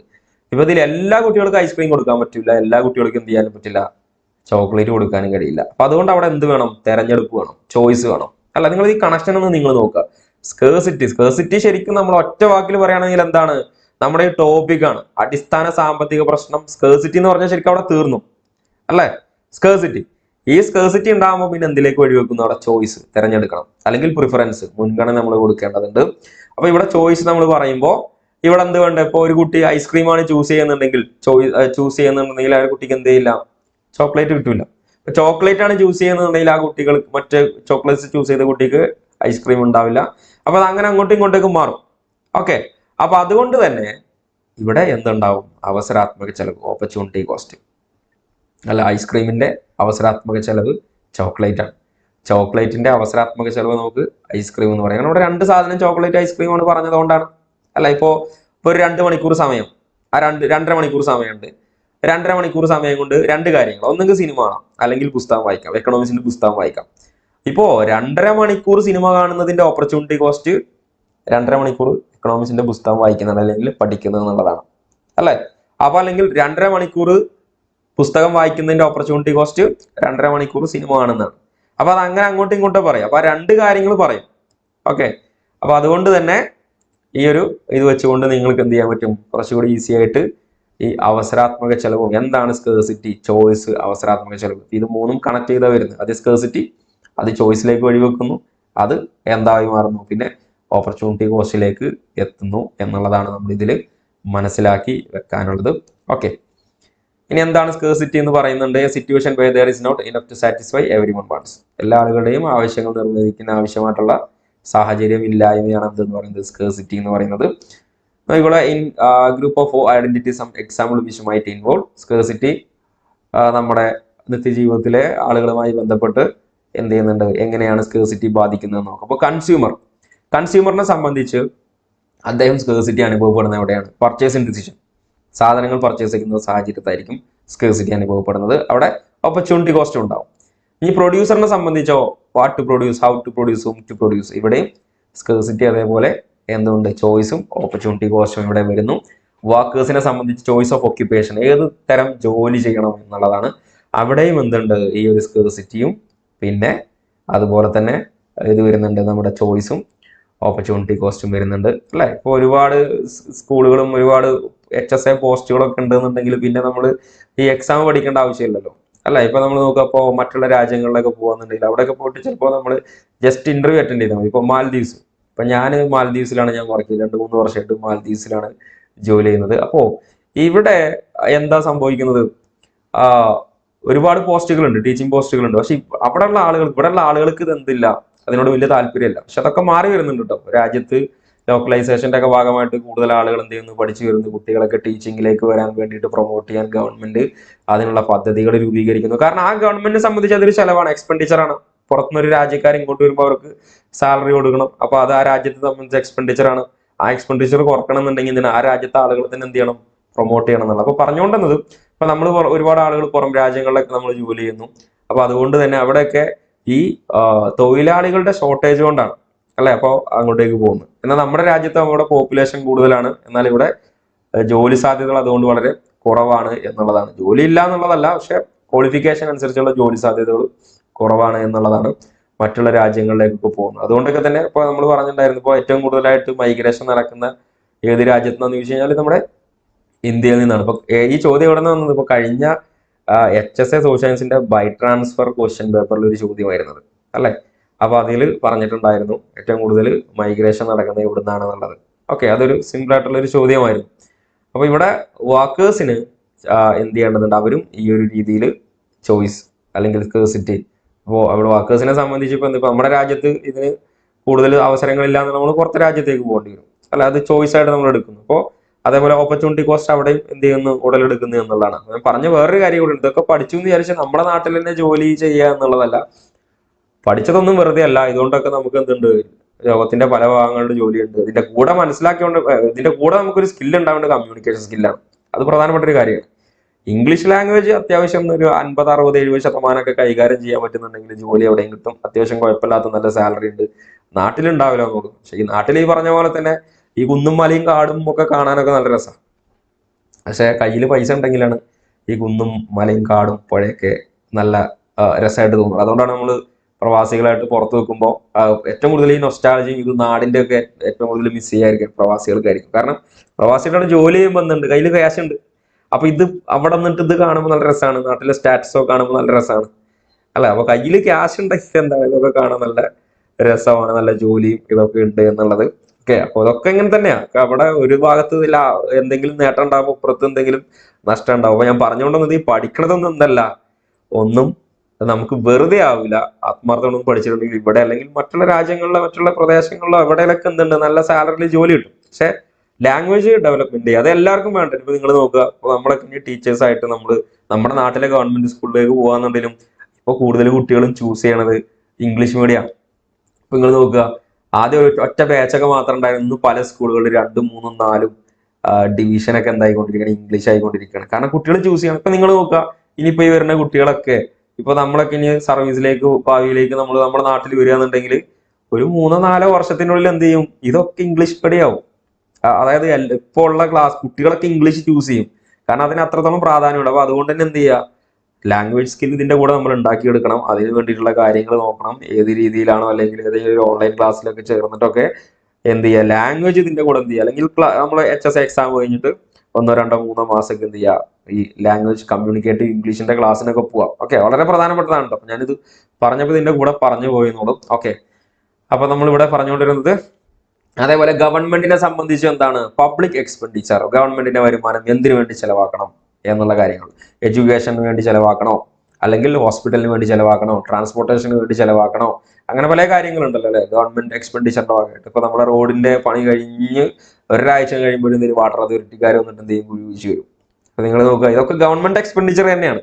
പക്ഷെ നിങ്ങളൊന്ന് ആലോചിച്ച് നോക്കുക, അത് പലപ്പോഴും നമ്മൾ ചിന്തിക്കുന്ന ഒരു കാര്യമാണ്. എന്തിനാണ് ഇതിനൊക്കെ ഒരു കൃത്യമായിട്ടൊരു ഓർഡർ, ഒരു രാജ്യത്തെ ഒരു സംസ്ഥാനത്തിനകത്ത് മാത്രം ഇത് നടക്കും. ഞാനിപ്പോ നമ്മുടെ ഗവൺമെന്റ് സംവിധാനങ്ങളെ കുറ്റം പറയാനല്ല ചെയ്യുന്നത്, പക്ഷെ ജനങ്ങൾ അനുഭവിക്കുന്ന ഒരു പ്രശ്നമാണ്. അപ്പൊ നമ്മുടെ നാട്ടിലൊക്കെ ഇപ്പൊ റോഡിന്റെ പണി ഇങ്ങനെ കഴിഞ്ഞു എന്ന് കുറച്ച് കഴിഞ്ഞപ്പോൾ എന്ത് ചെയ്യാണ്, ഇപ്പോ വാട്ടർ സപ്ലൈയുടെ ഭാഗമായിട്ട് എന്താ ജപ്പാൻ കുടിവെള്ള പദ്ധതി, അതിന്റെ ഭാഗമായിട്ട് എന്ത് ചെയ്യുന്നത്, റോഡൊക്കെ കീറി വരികയാണ്. അല്ലെങ്കിൽ വാട്ടർ അതോറിറ്റിയുടെ വർക്ക് ഇങ്ങനെ നടക്കുകയാണ്. അപ്പൊ ഇത് ആദ്യം എന്തുകൊണ്ട് ഇപ്പൊ വാട്ടർ അതോറിറ്റി പണി കഴിച്ചിട്ട് പിന്നെ റോഡിന്റെ പണി ഇവർ കഴിക്കുക എന്നുണ്ടെങ്കിൽ ഗവൺമെന്റിന് എത്ര എക്സ്പെൻഡിച്ചർ അവിടെ കുറക്കാൻ പറ്റും അല്ലെ. കാരണം അത് അവിടെ നടന്നു പോകണം. അപ്പൊ ഇവരോട് ചോദിക്കുമ്പോൾ പറയാണ് അത് ഞങ്ങൾക്ക് ഇപ്പോഴാണ് ഫണ്ട് പാസ്സായത് എന്നുള്ളത്. അപ്പൊ ഇതൊക്കെ ഇതിന്റെ ഉള്ളിൽ നടക്കണം തന്നെയല്ലേ. അപ്പൊ നിങ്ങൾ നോക്കുക, ഈ ഒരു ഗവൺമെന്റ് എക്സ്പെൻഡിച്ചർ നിങ്ങൾ നോക്കുക, ഇതൊക്കെ ഗവൺമെന്റിന് ഇവിടെ എന്തുണ്ട്, ഈ ഒരു സ്കേഴ്സിറ്റി, അതുപോലെ തന്നെ ചോയ്സ്, ഓപ്പർച്യൂണിറ്റി കോസ്റ്റ്, ഇതൊക്കെ ഇവിടെ അനുഭവിക്കുന്നുണ്ട് അല്ലെ. അതുകൊണ്ടാണ് ഇതൊക്കെ എല്ലാം ബന്ധപ്പെട്ട് കിടക്കുന്നത് എന്ന് പറയുന്നത്. ഓക്കെ, അപ്പൊ ഇതിലൊക്കെ ഒരു മാറ്റം വരുമെന്ന് നമ്മൾ പ്രതീക്ഷിക്കുന്നു. ഓക്കെ, അപ്പോൾ ഇതാണ് നമ്മുടെ ഒരു ആളുകളുമായി ബന്ധപ്പെട്ട് കിടക്കുന്ന സ്കേഴ്സിറ്റി, ഓപ്പർച്യൂണിറ്റി കോസ്റ്റ്, ചോയ്സ് എന്ന് പറയുന്നത്. ഓക്കെ, അപ്പോൾ പറഞ്ഞ പോലെ തന്നെ ഏതൊക്കെയാണ് മുകളിൽ സൂചിപ്പിച്ച ഉൽപാദന സാധ്യത പട്ടിക പ്രകാരം 10 യൂണിറ്റ് അരിയുടെ അവസരാത്മക ചെലവ് ഉൽപ്പാദിപ്പിക്കപ്പെടാതെ പോയ 4 യൂണിറ്റ് ഗോതമ്പാണ്. അഥവാ 4 യൂണിറ്റ് ഗോതമ്പിന്റെ അവസരാത്മക ചെലവ് ഉൽപ്പാദിപ്പിക്കപ്പെടാതെ പോയ 10 യൂണിറ്റ് അരിയാണ്. നമ്മൾ ഇത്ര ഇത് വിശദമായിട്ട് പഠിച്ചെങ്കിലും 2022 ചോദിച്ച ഒരു ചോദ്യമായിരുന്നു, ഒരു മേഖലയിൽ ചെലവഴിക്കുന്നത് കൊണ്ട് നഷ്ടമാകുന്ന മറ്റൊരു മേഖലയിലെ നേട്ടമാണ് ഇത് എന്ന് പറയുന്നത്. നമ്മുടെ ഏതാണ് അവസരാത്മക ചെലവ് എന്ന് പറയുന്നത്. Okay, yes. ഇനി ഓരോന്നും തീരുമാനങ്ങൾ എടുക്കുന്നതിൽ അവസരാത്മക ചെലവിന്റെ സ്വാധീനം നമ്മൾ പറഞ്ഞു. അവസരാത്മക ചെലവും ഉപഭോക്താക്കളും എങ്ങനെയാണ്, അവസരാത്മക ചെലവും തൊഴിലാളികളും എങ്ങനെയാണ്, അവസരാത്മക ചെലവും നിർമ്മാതാക്കളും, അവസരാത്മക ചെലവും സർക്കാരും എങ്ങനെ ബന്ധപ്പെട്ടിരിക്കുന്നു, സാമ്പത്തിക ഉൽപ്പന്നങ്ങളും സ്വതന്ത്ര ഉൽപ്പന്നങ്ങളും, economic good and free good അല്ലെ. എന്താണ് എക്കണോമിക് ഗുഡ്, ഫ്രീ ഗുഡ്, നമ്മൾ അടുത്ത ക്ലാസ്സിൽ നമ്മൾ ചർച്ച ചെയ്യുന്ന കാര്യമാണ് അല്ലെ. അപ്പൊ നമുക്ക് വിഭവങ്ങൾ ഉപയോഗിച്ചുകൊണ്ട് ഉൽപ്പാദിപ്പിക്കുന്ന സാധനങ്ങൾ ഏത് എക്കണോമിക് ഗുഡ് എന്ന് പറയുന്നത്. ഫ്രീ ഗുഡോ, ഉദാഹരണം പറഞ്ഞ ഏതൊക്കെ ഫ്രീ ഗുഡിന്റെ ഉദാഹരണങ്ങളൊക്കെ ഒന്ന് കമന്റ് ചെയ്യും അല്ലെ. നമ്മൾ ചെറിയ ക്ലാസ്സിൽ പഠിക്കുന്നതാണ്. വിഭവങ്ങൾ ആവശ്യമല്ല അത് ഉൽപ്പാദിപ്പിക്കാൻ വേണ്ടിയിട്ട്. അതേതൊക്കെയാണ്? സൺലൈറ്റ്, സൂര്യപ്രകാശം അല്ലെ. സൂര്യപ്രകാശം ഒരു പ്രധാനപ്പെട്ട ഘടകമല്ലേ. അപ്പോൾ സൂര്യപ്രകാശം അല്ലെങ്കിൽ നമുക്ക് ഇവിടെ ജീവിക്കാൻ പറ്റുമോ? പക്ഷെ അതിന് നമ്മൾ മാസം പൈസ അടക്കേണ്ട ആവശ്യമൊന്നുമില്ലല്ലോ, ഫ്രീ ആയിട്ട് കിട്ടുന്നതാണ് ഫ്രീ ഗുഡ്. അതേപോലെ തന്നെ ഏതാണ്? മഴവെള്ളം അല്ലെ. അതേപോലെ തന്നെ പുഴയിലെ വെള്ളം, കടലിലെ വെള്ളം, കടലിലെ വിഭവങ്ങൾ ഒക്കെ നമ്മൾ നോക്കുമ്പോൾ അതൊക്കെ ഫ്രീ ഗുഡിന്റെ ഭാഗമായിട്ടാണ് വരുന്നത്. ഓക്കെ, അപ്പോൾ ഇവിടെയൊക്കെ എന്തുണ്ട്? ഓപ്പർച്യൂണിറ്റി കോസ്റ്റ് ഇവിടെ എല്ലാം ഉണ്ട് എന്നുള്ളതാണ്. ഇനി സീമാന്ത അവസരാത്മക ചെലവ്, മാർജിനൽ ഓപ്പർച്യൂണിറ്റി കോസ്റ്റ് കാണുന്ന രീതി. ഇത് കാണാൻ വളരെ ഈസിയാണ്. അരിയുടെ ഉൽപാദനത്തിൽ വന്ന മാറ്റത്തെ ഗോതമ്പിന്റെ ഉൽപാദനത്തിൽ വന്ന മാറ്റം കൊണ്ട് ഹരിച്ചാൽ എന്ത് കിട്ടും? മാർജിനൽ ഓപ്പർച്യൂണിറ്റി കോസ്റ്റ് നമുക്ക് ലഭിക്കും. സീമാന്ത അവസരാത്മക ചെലവ് ലഭിക്കും. അപ്പോൾ ഒരു ഉൽപ്പന്നത്തിന്റെ ഒരു യൂണിറ്റ് അധികമായി ഉൽപ്പാദിപ്പിക്കുമ്പോൾ മറ്റേ ഉൽപ്പന്നത്തിന്റെ അളവിൽ വന്ന മാറ്റമാണ് സീമാന്ത അവസരാത്മക ചെലവ്. നിങ്ങൾ നോക്കുക, ഇവിടെ ഗോതമ്പിന്റെ ഉൽപാദനം 0 യൂണിറ്റ് എന്ന് 1 യൂണിറ്റ് ആയിട്ട് നമ്മൾ വർദ്ധിപ്പിക്കുകയാണ്. അപ്പൊ ഇവിടെ എന്ത് ചെയ്തു? അരിയുടെ ഉൽപാദനം 10 യൂണിറ്റ് ഉള്ളത് 9 യൂണിറ്റ് ആയി. അപ്പൊ ഇവിടുന്ന് നിങ്ങൾ നോക്കുക, ഇവിടുന്ന് 1 യൂണിറ്റ് ആണ് നമുക്ക് എന്ത് വന്നത്? ഗോതമ്പിന്റെ 1 യൂണിറ്റ് ആണ് നമ്മൾ കൂടുതൽ ഉൽപ്പാദിപ്പിച്ചത്. അപ്പോൾ അരിയുടെ ഒരു യൂണിറ്റ് അവിടെ കുറഞ്ഞു. അപ്പോൾ ഈ ഗോതമ്പിന്റെ ഉൽപാദനത്തിൽ വന്ന മാറ്റത്തെ എന്തുകൊണ്ട് ഹരിച്ചാൽ മതി? ഇവിടെ നമുക്ക് അല്ലെങ്കിൽ നമുക്ക് എന്ത് ചെയ്യാം? അരിയുടെ ഉൽപാദനത്തിൽ വന്ന മാറ്റത്തെ ഗോതമ്പിന്റെ ഉൽപാദനത്തിൽ വന്ന മാറ്റം കൊണ്ട് ഹരിച്ചാൽ നമുക്ക് MOC ലഭിക്കും അല്ലെ, മാർജിനൽ ഓപ്പർച്യൂണിറ്റി കോസ്റ്റ്. അപ്പൊ നിങ്ങൾ നോക്കുക, ഫസ്റ്റ് ഇവിടെ ഇതിന് മുകളിൽ വേറെ ഒന്നും ഉൽപാദനമില്ല, 10ഉം 0 ആയതുകൊണ്ട് പിന്നെ അവിടെ ഒന്നും MOC കാണേണ്ട ആവശ്യമില്ല. ഓക്കെ, ഇനി ഇവിടെ രണ്ടാമത്തെ A നിന്ന് B-ലേക്കാണ് മാറുന്നത്. അപ്പോൾ ഇവിടെ ആദ്യത്തേത് 0 ആയിരിക്കും, അവിടെ ഒന്നും നമ്മൾ ചെയ്യേണ്ടതില്ല, നില്ലായിരിക്കും ആദ്യത്തേത്. A നിന്ന് B-ലേക്ക് മാറുമ്പോൾ നിങ്ങൾ നോക്കുക, അരിയുടെ ഉൽപാദനം 10 നിന്ന് 9 യൂണിറ്റ് ആയിട്ട് കുറഞ്ഞു, 1 യൂണിറ്റ് കുറഞ്ഞു. ഗോതമ്പ് 0 ഉള്ളത് 1 ആയി, 1 യൂണിറ്റ് കൂടി. അപ്പൊ ഇവിടെ 1/1 ആൻസർ എന്തായിരിക്കും? 1 ആയിരിക്കും. 10 - 9 / 1 - 0. 10 - 9 എന്ന് പറഞ്ഞ 1, 1 - 0 എന്ന് പറഞ്ഞ 1, 1 ആയിരിക്കണം, 1 അല്ലെ. പിന്നെ B നിന്ന് C-ലേക്ക് വരുമ്പോൾ 1 യൂണിറ്റ്, 9 യൂണിറ്റ് ഉള്ളത് 7 യൂണിറ്റ് ആയിട്ട് കുറഞ്ഞു. എത്ര ഇവിടെ കുറഞ്ഞത്? 2 യൂണിറ്റാണ് കുറഞ്ഞത്. അപ്പോൾ ഇവിടെ ഗോതമ്പ് എന്ത് ചെയ്തു? 1 യൂണിറ്റുള്ള 2 യൂണിറ്റ് ആയിട്ട് കൂടി. അപ്പോൾ ഗോതമ്പ് 1 യൂണിറ്റിൽ നിന്ന് 2 യൂണിറ്റിലേക്ക് വർദ്ധിപ്പിച്ചപ്പോൾ അരിയുടെ ഉൽപാദനം 2 യൂണിറ്റ് കുറഞ്ഞു. അങ്ങനെ ഈ ഒരു മാറ്റം, അരിയുടെ ഉൽപാദനത്തിൽ വന്ന മാറ്റത്തെ ഗോതമ്പിന്റെ ഉൽപാദനത്തിൽ വന്ന മാറ്റം കൊണ്ട് ഹരിച്ചാൽ കിട്ടുന്നതാണ് ഇത് MOC എന്ന് പറയുന്നത്. വളരെ ഈസി ആയിട്ടുള്ള കാര്യമുണ്ടത്. അതേപോലെ C നിന്ന് D-ലേക്ക് വരുമ്പോൾ 7 യൂണിറ്റ് അരിയുള്ളത് 4 യൂണിറ്റ് ആയിട്ട് കുറഞ്ഞു. അപ്പൊ മാറ്റം എത്രയാണ്? 3 യൂണിറ്റ്. ഗോതമ്പ് 2 ഉള്ളത് 3 ആയി, 2 ഉള്ളത് 3 പറഞ്ഞ ഇവിടെ വന്ന മാറ്റം എത്രയാണ്? 2 നിന്ന് 3 ആവാൻ 1 അല്ലേ, 1 കൂടിയതല്ലേ. അപ്പൊ ആ മാറ്റങ്ങൾ തമ്മിലാണ് ഹരിക്കുന്നത്. അപ്പൊ ഈ 3/1 3. ഇനി 4 യൂണിറ്റ് ഉള്ളത് 0 യൂണിറ്റ് ആയി, ഏത് അരി? അപ്പൊ 4 യൂണിറ്റ് ഉള്ളത് 0 യൂണിറ്റ് ആണ്. അവിടെ മാറ്റം എത്രയാണ് വന്നത്? 4 ആണ്. 4 - 0 4 ആണ്. 3 ഉള്ളത് 4 ആയി, 1 യൂണിറ്റ് ഇവിടെ കൂടി. അപ്പൊ ഇവിടെ വന്ന മാറ്റം 4, ഇവിടെ വന്ന മാറ്റം 1. 4/1 4. ഓക്കെ, മനസ്സിലായി കാണുമെന്ന് വിചാരിക്കുന്നു. ഓക്കെ, ഇതിന്റെ ഡയഗ്രാം വെച്ച് നോക്കുകയാണെന്നുണ്ടെങ്കിൽ ഇവിടെ ഗോതമ്പ് X ആക്സിസിലും അരി Y ആക്സിസിലും നമ്മൾ പറഞ്ഞു A 0 10, പിന്നെ B-ലേക്ക് മാറുമ്പോൾ 1 9, C-ലേക്ക് 2 7 3, D-ലേക്ക് വരുമ്പോൾ 3 4, E-ലേക്ക് വരുമ്പോൾ 4 0. ഇപ്പൊ നമ്മൾ പറഞ്ഞു ഇതാണ് നമ്മുടെ ഉൽപാദന സാധ്യതാ വക്രം PPC. B-യിലെ നിങ്ങൾ നോക്കുക, 1 യൂണിറ്റ് ഒരു യൂണിറ്റ് ഗോതമ്പ് നമുക്ക് അധികം ഉൽപ്പാദിപ്പിക്കാൻ സാധിച്ചു. അപ്പൊ നമുക്ക് 9 യൂണിറ്റ് ആയി. ഒരു യൂണിറ്റ് ആയിട്ട് എന്ത് കുറഞ്ഞു? അരി അവിടെ കുറഞ്ഞു അല്ലെ. സിയിലേക്ക് വരുമ്പോൾ ബിന്ന് സിയിലേക്ക് വരുമ്പോൾ നിങ്ങൾ നോക്കിക്കോളൂ, ഒന്നുള്ളത് ഇപ്പോൾ 2 യൂണിറ്റ് ആയി. ഒരു യൂണിറ്റ് അധികം നമ്മൾ എന്ത് ഉൽപ്പാദിപ്പിച്ചു? ഒരു യൂണിറ്റ് അധികം നമ്മളിപ്പോ ഗോതമ്പ് ഉൽപ്പാദിപ്പിച്ചപ്പോൾ 9 ഉള്ളത് 7 ആയി. അവിടെ അരി 2 യൂണിറ്റ് കുറഞ്ഞു. ഇനി ഡിയിലേക്ക് വരുമ്പോൾ സിന്ന് ഡിയിലേക്കുള്ള മാറ്റം നിങ്ങൾ നോക്കൂ. 2 യൂണിറ്റ് അവിടെ ഗോതമ്പ് ഉണ്ടായിരുന്നു, 3 യൂണിറ്റ് ഗോതമ്പായി. അപ്പൊ 7 യൂണിറ്റ് ആയിരുന്ന അരിയുടെ ഉൽപാദനം ഇപ്പോൾ 4 യൂണിറ്റ് ആയിട്ട് കുറഞ്ഞു. ഇനി അങ്ങനെ ഇയിലേക്ക് വരുമ്പോൾ 4 യൂണിറ്റ് ഗോതമ്പും ഇവിടെ അരി ഉൽപ്പാദിപ്പിക്കുകയും ചെയ്യുന്നില്ല. ഓക്കെ, അപ്പോൾ എ എന്ന ഉൽപാദന സാധ്യതയിൽ നിന്ന് ബി എന്ന സാധ്യതയിലേക്ക് മാറുമ്പോൾ ഗോതമ്പിന്റെ ഉൽപാദനം 1 യൂണിറ്റ് കണ്ട് വർദ്ധിക്കുകയും അരിയുടെ ഉൽപാദനം 10 യൂണിറ്റിൽ നിന്ന് 9 യൂണിറ്റ് ആയി കുറയുകയും ചെയ്തു. ഇങ്ങനെ ഇനി ഓരോന്നിന്റെ മാറ്റം നിങ്ങൾക്ക് തന്നെ കണ്ടെത്താൻ പറ്റും, ഈസി ആയിട്ട് പഠിക്കാൻ പറ്റും. ഓക്കെ അല്ലേ? അതാണ് ഡയഗ്രാം ടേബിളൊക്കെ അവിടെ കൊടുത്തിട്ടുള്ളത്. അതുപോലെ തന്നെ അപ്പോൾ ഗോതമ്പിന്റെ സീമാന്ത അവസരാത്മക ചെലവ് എത്രയാണ്? 1 യൂണിറ്റ് ആണ്. കാരണം എന്താണ്? അരിയുടെ ഉൽപാദനത്തിൽ വന്ന മാറ്റം എത്രയാണ്? 1 യൂണിറ്റ്. ഗോതമ്പിന്റെ ഉൽപാദനത്തിൽ വന്ന മാറ്റം 1 യൂണിറ്റ്. അരിയുടെ ഉൽപാദനത്തിൽ വന്ന മാറ്റം ഹരിക്കണം ഗോതമ്പിന്റെ ഉൽപാദനത്തിൽ വന്ന മാറ്റം, അവിടെ 1 നമുക്ക് കിട്ടും. അതുപോലെ വീണ്ടും അടുത്ത നിങ്ങൾ നോക്കുക, നമ്മുടെ 9 യൂണിറ്റ് ബി എന്ന ഉൽപാദന സാധ്യതയിൽ നിന്നും സി എന്ന ഉൽപാദന സാധ്യതയിലേക്ക് മാറുമ്പോൾ ഗോതമ്പിന്റെ സീമാന്ത അവസരാത്മക ചെലവ് 2 യൂണിറ്റ് ആണ് അല്ലെ. ബിന്ന് സിയിലേക്ക് അരിയുടെ മാറ്റം 2, ഗോതമ്പിന്റെ മാറ്റം 1. 2/1 2 അതിന്റെ ആൻസർ. ഓക്കെ, ഇനി അതേപോലെ അരിയുടെ ഉൽപാദനത്തിൽ വന്ന മാറ്റത്തെ ഗോതമ്പിന്റെ ഉൽപാദനത്തിൽ വന്ന മാറ്റം കൊണ്ട് ഹരിച്ചാൽ ഗോതമ്പിന്റെ സീമാന്ത അവസരാത്മക ചെലവ് നമുക്ക് ലഭിക്കും. അപ്പൊ എങ്ങനെയാണ് ഗോതമ്പിന്റെ സീമാന്ത അവസരാത്മക ചെലവ് നമ്മൾ കാണുന്നത്? അരിയുടെ ഉൽപാദനത്തിൽ വന്ന മാറ്റത്തെ ഗോതമ്പിന്റെ ഉൽപാദനത്തിലെ മാറ്റം കൊണ്ട് ഹരിച്ചാൽ എന്ത് ലഭിക്കും? ഗോതമ്പിന്റെ സീമാന്ത അവസരാത്മക ചെലവാണ് കേട്ടോ. ഓക്കെ, ഇനി അതേപോലെ തന്നെ നമ്മളോട് ചോദിക്കുകയാണ് അരിയുടെ സീമാന്ത അവസരാത്മക ചെലവ് കാണാനാണ് പറഞ്ഞെങ്കിൽ എങ്ങനെ കാണാം? ഇതേപോലെ തന്നെ നമുക്ക് ചെയ്യാം. ഇവിടെ ആദ്യം നമ്മൾ എന്തെടുക്കണം? ഗോതമ്പിന്റെ ഉൽപാദനത്തിൽ വന്ന മാറ്റത്തെ അരിയുടെ ഉൽപാദനത്തിൽ വന്ന മാറ്റം കൊണ്ട് ഹരിച്ചാൽ നമുക്ക് എന്ത് കിട്ടും? അരിയുടെ സീമാന്ത അവസരാത്മക ചെലവ് ലഭിക്കും. ഓക്കെ, അപ്പൊ അത് മനസ്സിലാക്കി വെക്കണം. എങ്ങനെയാണ് ഗോതമ്പിന്റെ MOC കാണാൻ എന്ത് ചെയ്യണം? ആദ്യം ഗോതമ്പിന്റെ MOC കാണാനാണെന്നുണ്ടെങ്കിൽ ആദ്യം അരിയുടെ ഉൽപാദനത്തിൽ വന്ന മാറ്റത്തെ എന്ത് ചെയ്യണം? നമ്മൾ ന്യൂമറേറ്റർ ആയിട്ട് വെക്കണം, ഡിനോമിനേറ്റർ ആയിട്ട് ഗോതമ്പിന്റെ ഉൽപാദനത്തിൽ വന്ന മാറ്റം. ഇനി നമ്മൾ നേരത്തെ അരിയുടെ സീമാന്താവസരാത്മക ചെലവാണ് കാണാൻ വേണ്ടി വരുന്നെങ്കിൽ എന്താക്കി വെക്കണം? ന്യൂമറേറ്റർ ആയിട്ട് വെക്കേണ്ടത് ഗോതമ്പിന്റെ ചെലവിൽ വന്ന ഗോതമ്പിന്റെ ഉൽപാദനത്തിൽ വന്ന മാറ്റം ഹരിക്കണം അരിയുടെ ഉൽപാദനത്തിൽ വന്ന മാറ്റം. അങ്ങനെ ആകുമ്പോൾ ഇവിടെ എത്രയായിരിക്കും ഉത്തരം? അപ്പൊ നിങ്ങൾ നോക്കുക, ഫസ്റ്റ് അരിയുടെ MOC ആണ് കാണാൻ പറഞ്ഞതെങ്കിൽ അരിയുടെ സീമാന്ത അവസരാത്മക ചെലവ് എങ്ങനെയാണ് കാണുക? അപ്പോൾ ഫസ്റ്റ് നിങ്ങൾ നോക്കുക, 1. ഇവിടെ മാറ്റം എത്രയാണ്? 1. അത് 1 തന്നെയാണ് നമുക്ക് കിട്ടുക. ഇനി അടുത്തത് അരിയുടെ ബിയിൽ നിന്ന് സിയിലേക്ക് മാറുമ്പോൾ അരിയുടെ സീമാന്ത അവസരാത്മക ചെലവ് എത്രയായിരിക്കും? ഒന്ന് കമന്റ് ചെയ്യുക. എത്രയായിരിക്കും? ഇവിടെ നമ്മൾ പറഞ്ഞ പോലെ ഗോതമ്പിന്റെ ഉൽപാദനത്തിൽ നിന്ന് മാറ്റം 1 ഹരിക്കണം 2. അപ്പോൾ 1/2 എന്ന് പറഞ്ഞാൽ അവിടെ ആൻസർ എത്രയായിരിക്കും? അവിടെ 1 ആണോ വരിക? അല്ല, 2 ആണോ വരിക? അല്ല, 1 ഹരിക്കണം 2 എന്ന് പറഞ്ഞാൽ 0.5 ആയിരിക്കും അവിടെ അരിയുടെ സീമാന്ത അവസരാത്മക ചെലവ്. ഇനി അടുത്തത് നിങ്ങൾ ഇതൊന്ന് കാണൂ.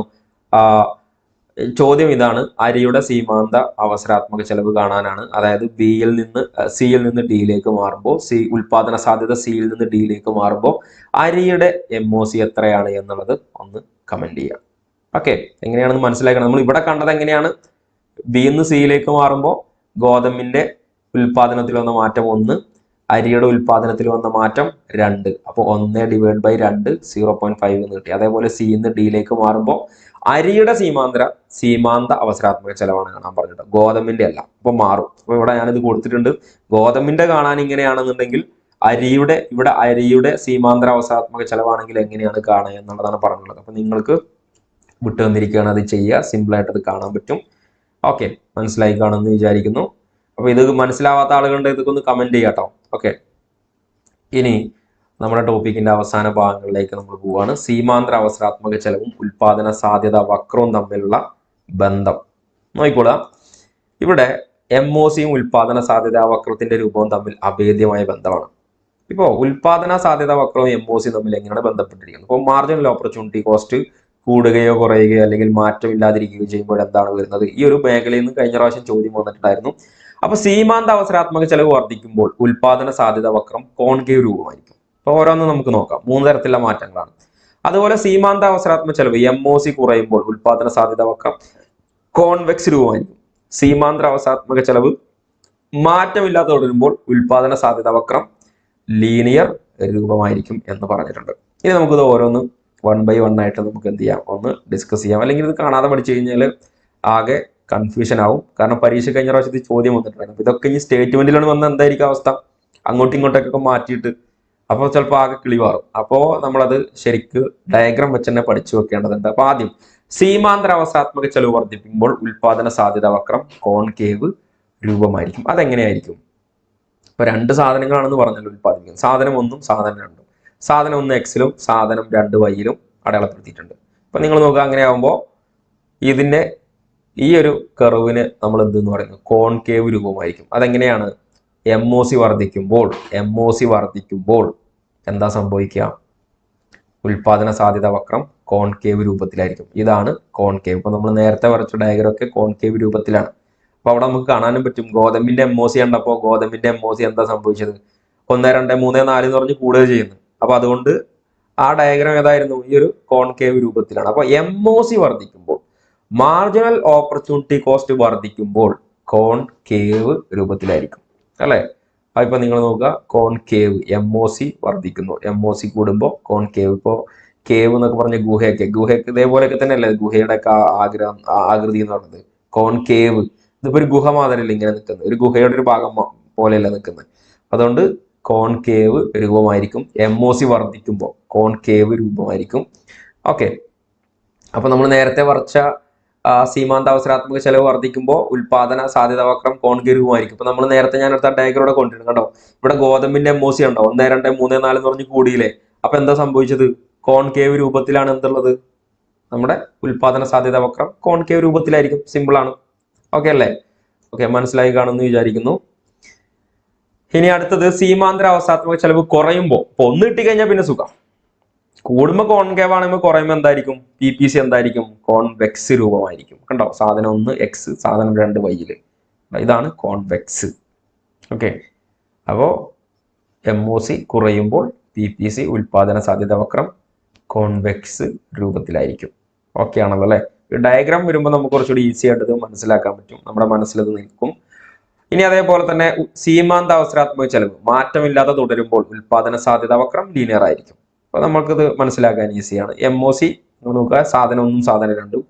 MOC മാറ്റമില്ലാതെ തുടരുമ്പോൾ ഉൽപാദന സാധ്യത വക്രം ലീനിയർ രൂപമായിരിക്കും എന്നുള്ളത് നിങ്ങൾക്ക് ഇവിടെ കാണാം. Okay, yes. അപ്പോ ഇതൊന്നും കൂടി സിംപ്ലിഫൈ ചെയ്തിട്ട് ഇത് കൊടുത്തിട്ടുണ്ട്.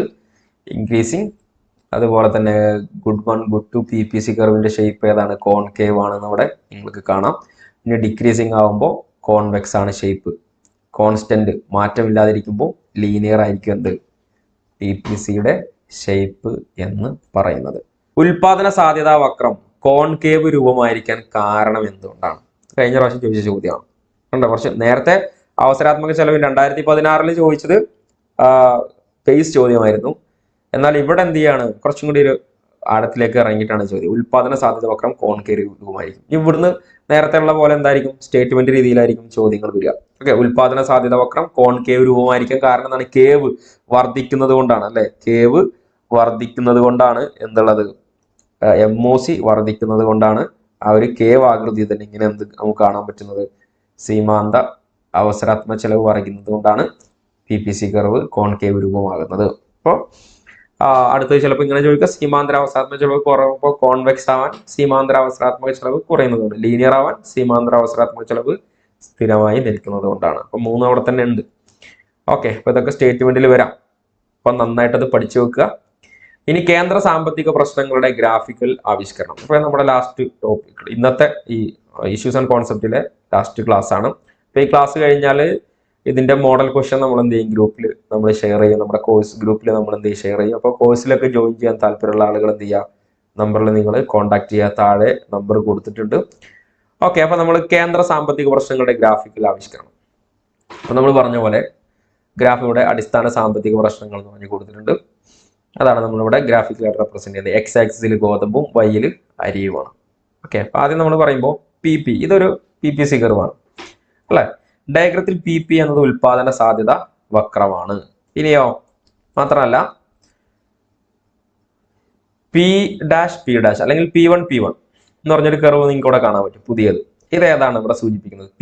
P' എന്ന ഉൽപാദന സാധ്യതാ വക്രം സാമ്പത്തിക വളർച്ചയും ഉൽപാദനക്ഷമതാ വർധനവിനെയും കാണിക്കുന്നു. അപ്പോൾ PPC കർവ് വലതുഭാഗത്തേക്ക് ഷിഫ്റ്റ് ചെയ്യുകയാണെന്നുണ്ടെങ്കിൽ എന്താണ് കാണിക്കുന്നത്? സാമ്പത്തിക വളർച്ചയാണ് കാണിക്കുന്നത്. എന്നാൽ PPC കർവ് ഇടത് ഭാഗത്തേക്ക് താഴത്തേക്കാണ്, ഈ ഒരു ഭാഗത്തേക്ക് വരുന്നെങ്കിൽ അവിടെ അണ്ടർ യൂട്ടിലൈസേഷൻ ഓഫ് റിസോഴ്സ് ഒക്കെയാണ് അവിടെ കാണിക്കുന്നത്.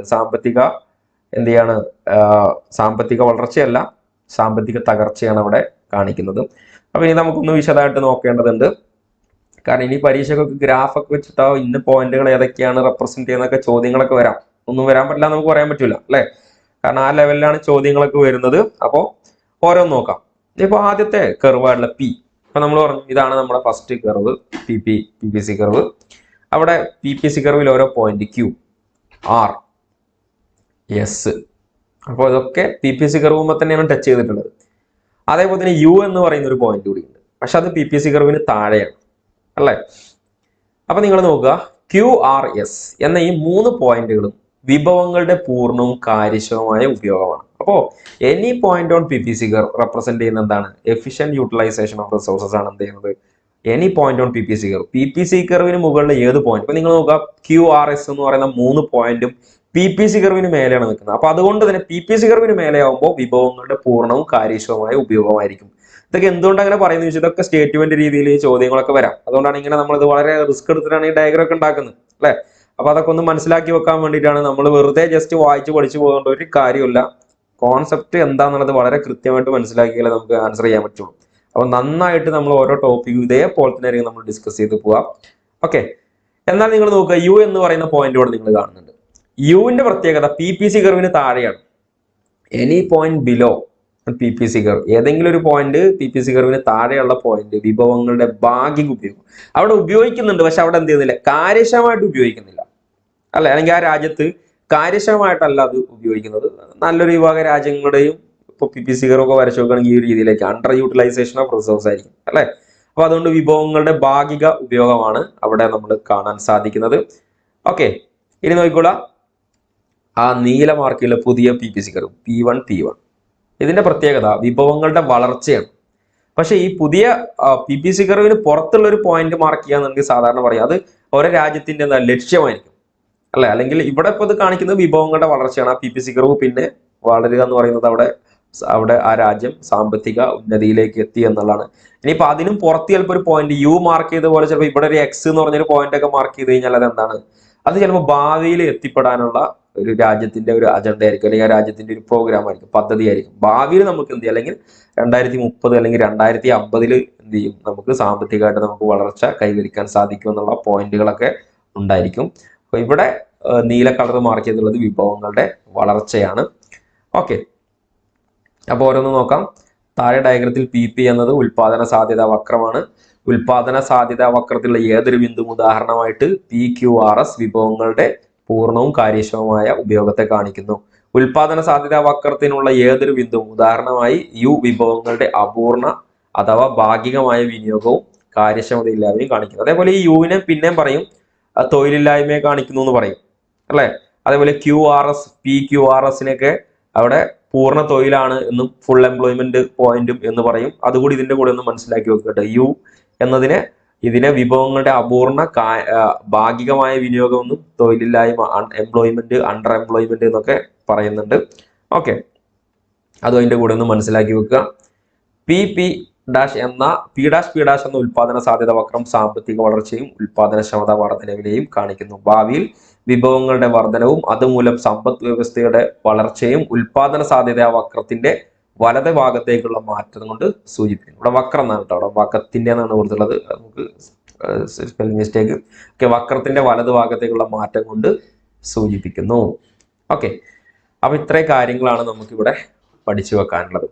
അപ്പോൾ നിങ്ങൾക്ക് കോഴ്സിനെ കുറിച്ചുള്ള വിവരങ്ങൾ ലഭിക്കണമെന്നുണ്ടെങ്കിൽ ഈ നമ്പറിൽ നിങ്ങൾ കോൺടാക്ട് ചെയ്യുക. Okay, thank you.